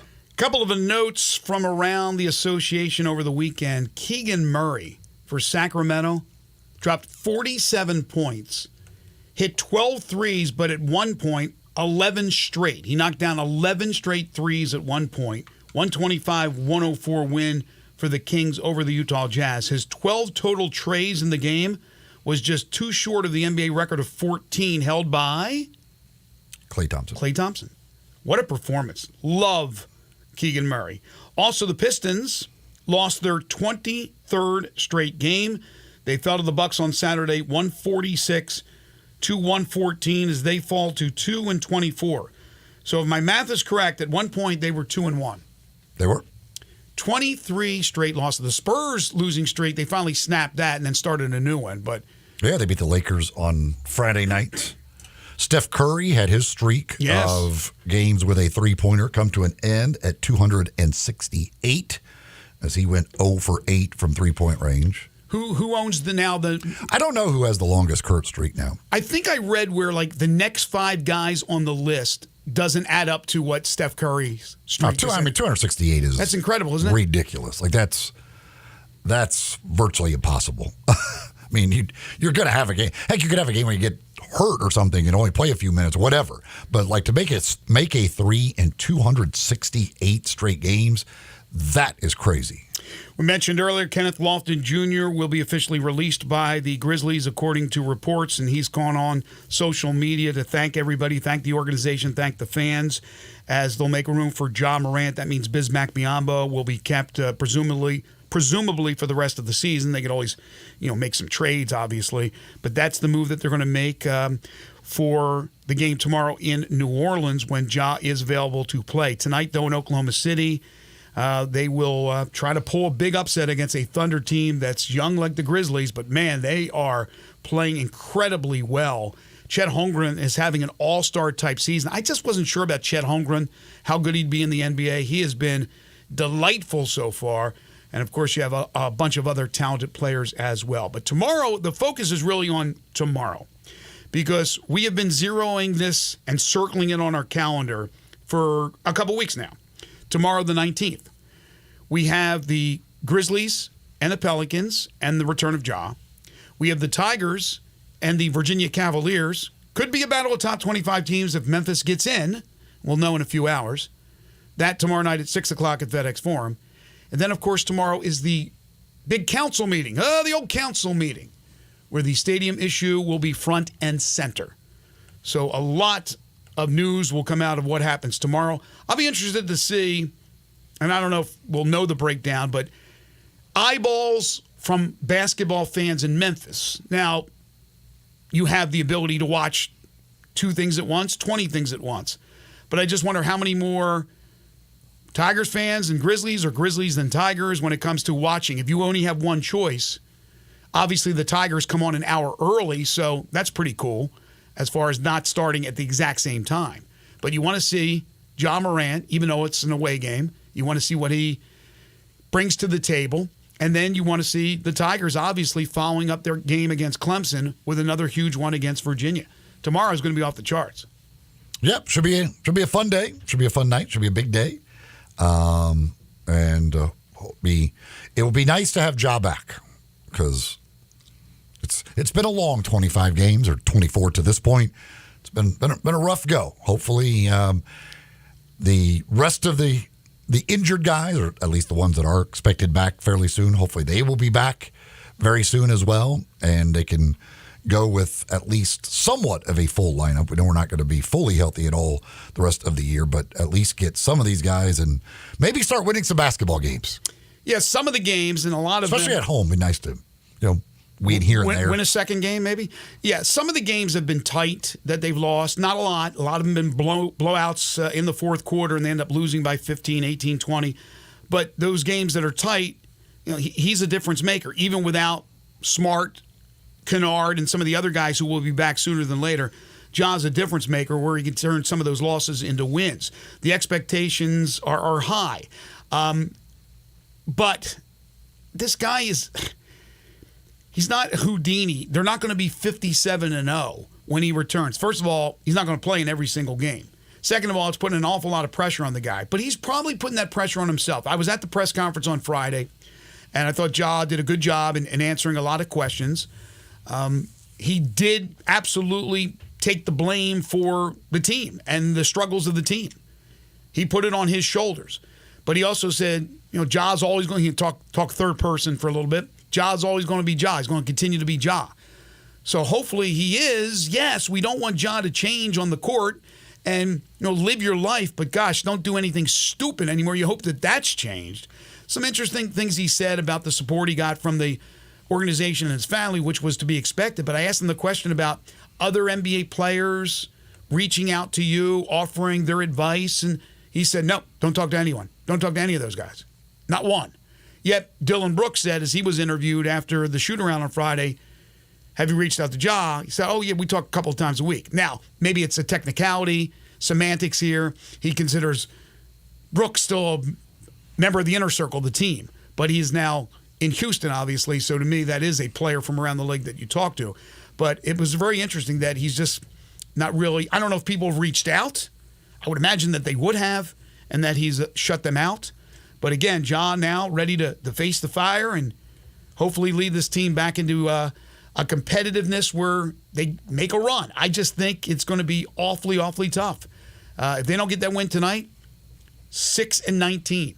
The number I was looking at was 8. I know it's only a difference of 2, but they're going to have to go to get to 40, which got you into the 10th spot last year. If they lose tonight, you're going to have to win 34 games out of the 57 he plays in, is able to play in, eligible to play in. That would make it, 34-23. 11 games over 500. Possible.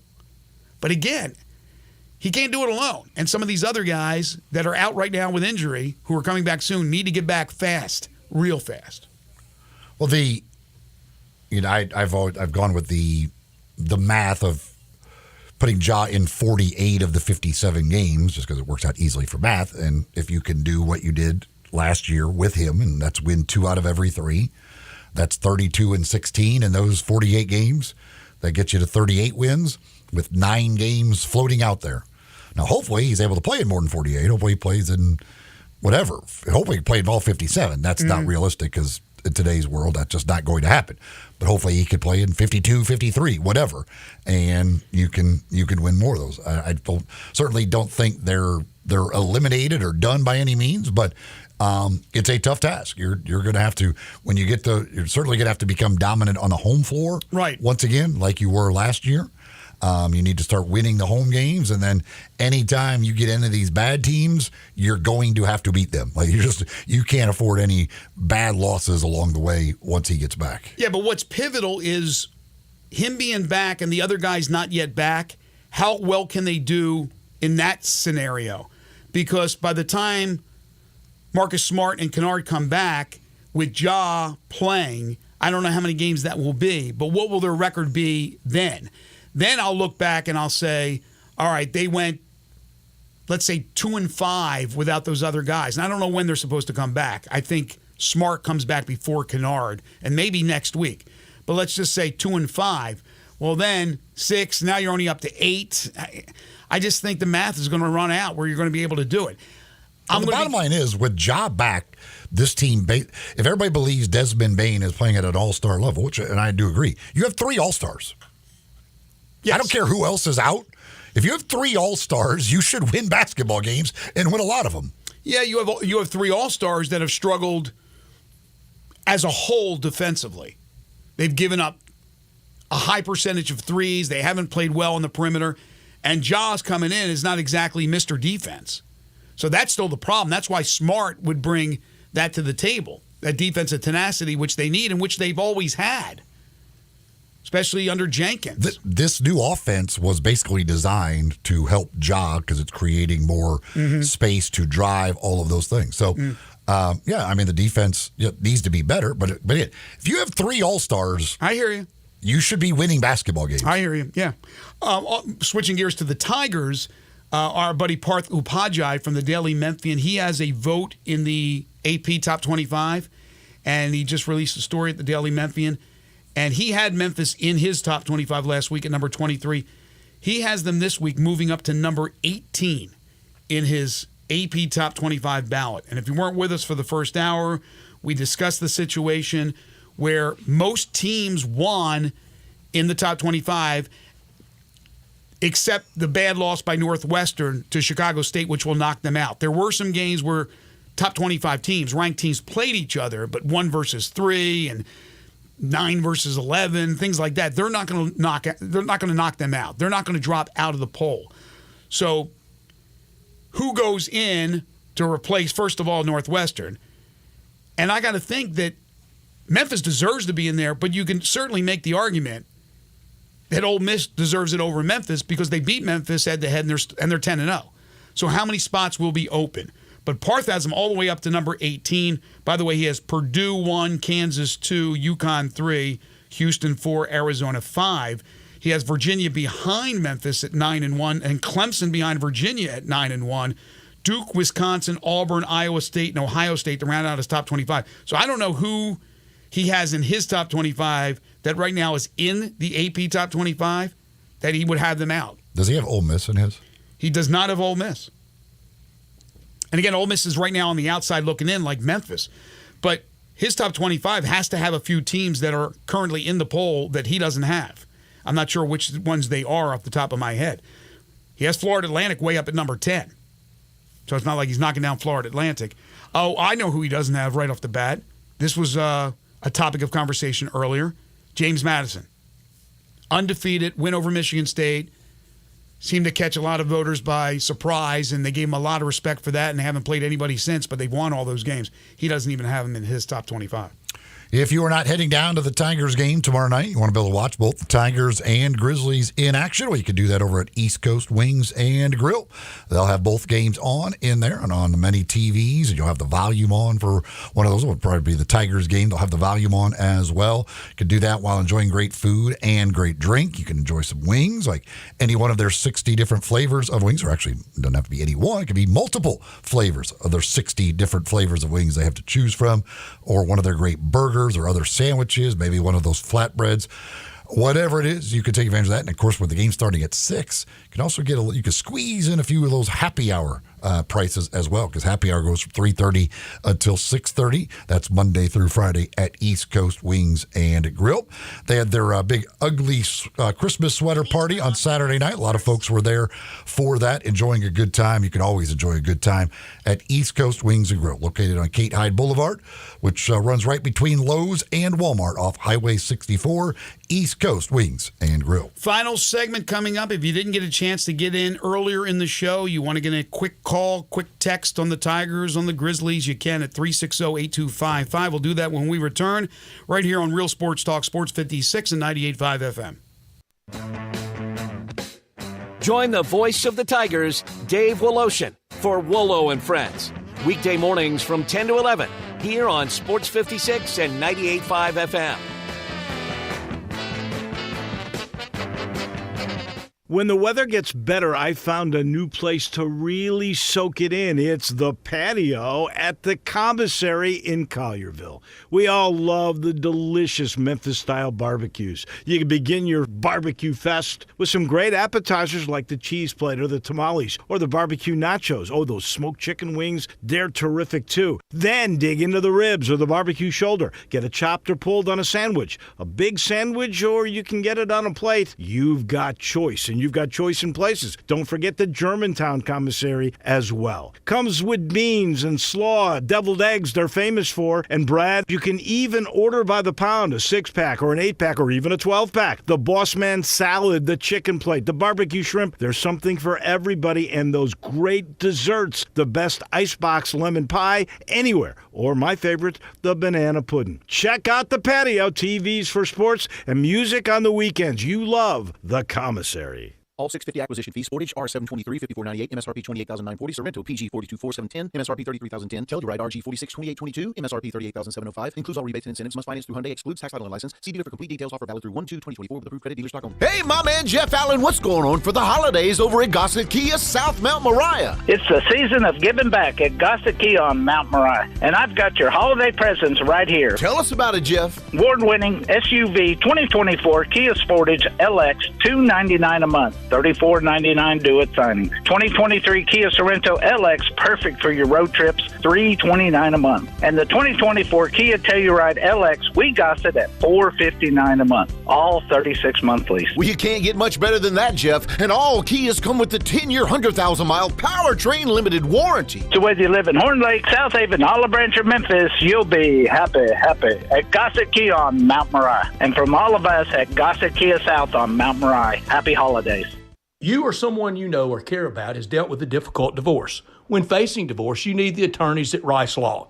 Nick and Larry Rice lead the firm with 3 generations and 7 decades of experience. Located in Memphis, serving the entire state of Tennessee and North Mississippi. Rice Law is who you need to call. Simple or difficult divorce, they know how to handle it. Call Rice Law at 901-526-6701, or for more information, visit them at aboutdivorce.com. That's aboutdivorce.com. Get the home field advantage every time with Fairfield by Marriott, the official hotel of the NCAA. Whether you're a student athlete working towards your championship dreams or your team's biggest fan, Fairfield by Marriott has everything you need to get ready for game day, from comfortable guest rooms to a complimentary hot breakfast. Visit fairfield.marriott.com to book your next game day stay. Fairfield by Marriott, part of the Marriott Bonvoy portfolio of hotels, an official hotel of the NCAA.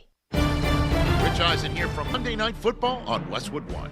NFL playoff implications abound when the Seahawks meet the Eagles. Philadelphia needs to rebound from a 2-game losing streak to renew hopes for the NFC top seed. And at 6-7, Seattle needs the win in their fight for a wild card spot. Join us on air and on the free live stream sponsored by AutoZone on Monday Night Football. Right here on Sports 56. As the weather gets colder, the NFL offers Stay Hot on FanDuel. Right now, new customers get $150 in bonus bets with any winning $5 moneyline bet. That's $150 if your team wins. If you've been thinking about joining FanDuel, there's no better time to get in on the action. The app is so easy to use. There's a wide range of betting options, spreads, player props, over-unders, and more. I like putting parlay bets together, hammering the overs, and anytime player touchdown bets always have me on the edge of my seat. So if you're ready to do the same, visit FanDuel.com/win and kick off the NFL season. That's FanDuel.com/win. FanDuel, official partner of the NFL. 21 plus and present in Tennessee. First online real money wager only. $5 pregame money line wager required. First online real money wager only. $10 first deposit required. Bonus issued as non-withdrawable bonus bets. It expires 7 days after receipt. See terms at sportsbook.fanduel.com. Gambling problem? Call TN Redline 1-800-889-9789.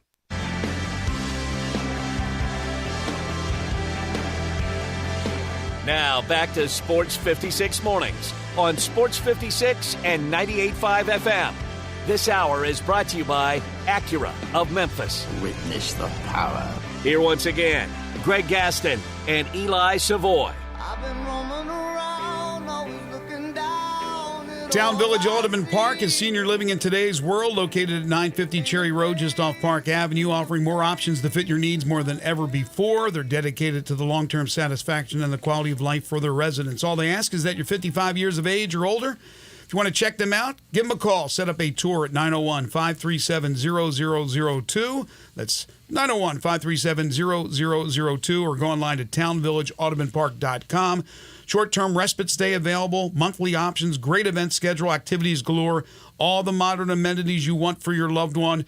Monthly rental with no buy-in. Apartments include full kitchen, washer and dryer, bi-weekly housekeeping, all-inclusive resort-style dining with multiple venues, outpatient therapy, and the community social area includes fitness center, home theater, game rooms, indoor pool, whirlpool, bistro, on and on and on. Again, it's Town Village Audubon Park, 950 Cherry Road, just off Park Avenue. Give them a call at 901-537-0002 or go online to townvillageaudubonpark.com.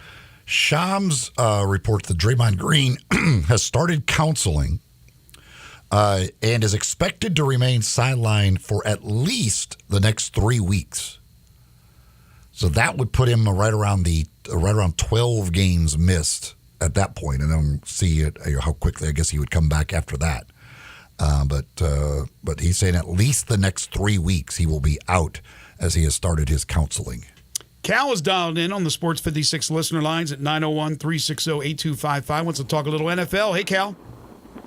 Hey, good morning, guys, and thank you for taking my call. Sure. First of all, congratulations to the Tigers playing good basketball.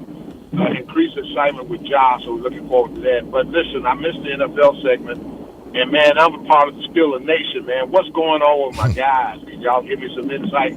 I have my own ideals, man, but, I know this area is mostly – they call themselves Dallas Cowboy fans, but this is really part of the nation, man. So what's your input on what you think about the Steelers, man? You see with your very eyes, Cal, right? The quarterback situation is a problem. The offensive line's not doing a good job opening holes for Najee Harris. He is not happy. Defensively, they at times look really good. They're very inconsistent. And obviously the last 3 weeks have been horrible. They were right in there as far as the playoffs are concerned. They've lost 3 straight now. We were talking earlier. I said Mike Tomlin, he's already done enough to solidify probably a spot in the Hall of Fame, and he ain't going anywhere, especially with that organization and ownership. They don't make changes at the head coaching spot. They already got rid of Canada, so I don't know what else they can do. I don't know if they go back to the draft and look at a quarterback or they think Pickett's the answer, but Pickett wasn't great when he was in there. Well, yeah, you're right. And one of the things I'm finding out is in the league, you have to invest in your backup quarterback with all the injuries that are going forward. And Trubisky, man, I thought being a veteran, having started before Pickett would have come in and sort of solidified the offense, man. Right. He has just not lived up to the billing. And then Rudolph, I don't know what we have in him. So, we still got a chance to get in the playoffs, although maybe a long shot. But, man, I'm just saddened about how the last 3 weeks have gone with us. And losing the games like we've done has just been disheartening for me. But, man, part of the nation, you stay part of the nation all the time. And I'm going to say go Steelers, but it's been real challenging. I know the members of the nation feel the same way that I feel. Keep your chin up, Cal. Thank you, my friend. Appreciate the call. He's right about Trubisky. I mean, I thought they had, a good veteran backup, kind of like Minshew in Indianapolis. Has not worked out that way. Mason Rudolph, I don't get it. I don't know why. They brought him in late in the game yesterday. Mason Rudolph, I thought, to me, has always been more athletic than Mitch Trubisky. Why not give him a shot? It doesn't make sense to me. But, yeah, I think it's a long shot at best for the playoffs because you have to leapfrog a lot of teams. Yeah, it's Mitch Trubisky. He's just not good, and they're in a tough spot. That offense, the Najee Harris thing, man, he has just not done anything this year. It has been a terrible year for him. Yeah, I mean, when you've lost to the Cardinals and Patriots, and losing to the Colts, heck, that's nothing compared to losing to those. Easy now. When you're talking, I just said it's nothing compared to losing to those two. I know, I'm kidding. But yeah, it's that offense with Trubisky just is not able to produce. It's just bottom line it was bad to begin with, and with Trubisky, it certainly isn't going to get better. So it's going to be a little tough when you're talking about now. You got the Bengals, Seahawks, and Ravens coming up. I don't see them making the playoffs with that coming up. Well, much more tomorrow on the Tigers and Virginia, but a nice little fun fact from Jason Munz from the Commercial Appeal. He said he did a bunch of research looking at the history of Memphis. He says he believes tomorrow night will mark just the 5th time in program history that the Tigers have faced back-to-back-to-back top 25 teams, assuming Virginia doesn't drop out, and there should be no reason why they do.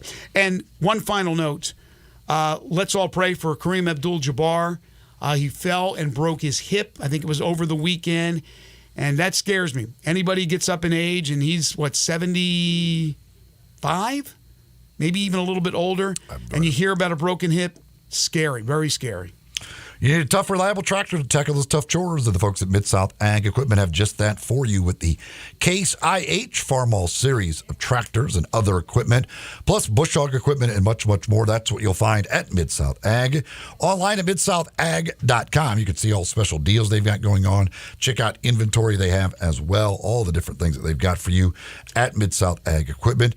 You can find them just south of Collierville on Goodman Road, easy to get to off of I-269. Take the Goodman Road exit, and they're just a half mile west. You can see the dealership from I-269. That's how close they are and how much equipment they've got right there that you could see from I-269. Get online at MidSouthAg.com. Go see them at Mid-South Ag Equipment. Again, tonight, Monday Night Football, we'll have the game for you right here on Sports 56 98.5. The Eagles at the Seahawks, beginning with the pregame at 7 o'clock. You also have the Grizzlies in action tonight playing in Oklahoma City. Huge day tomorrow. We'll be back starting bright and early at 7 a.m.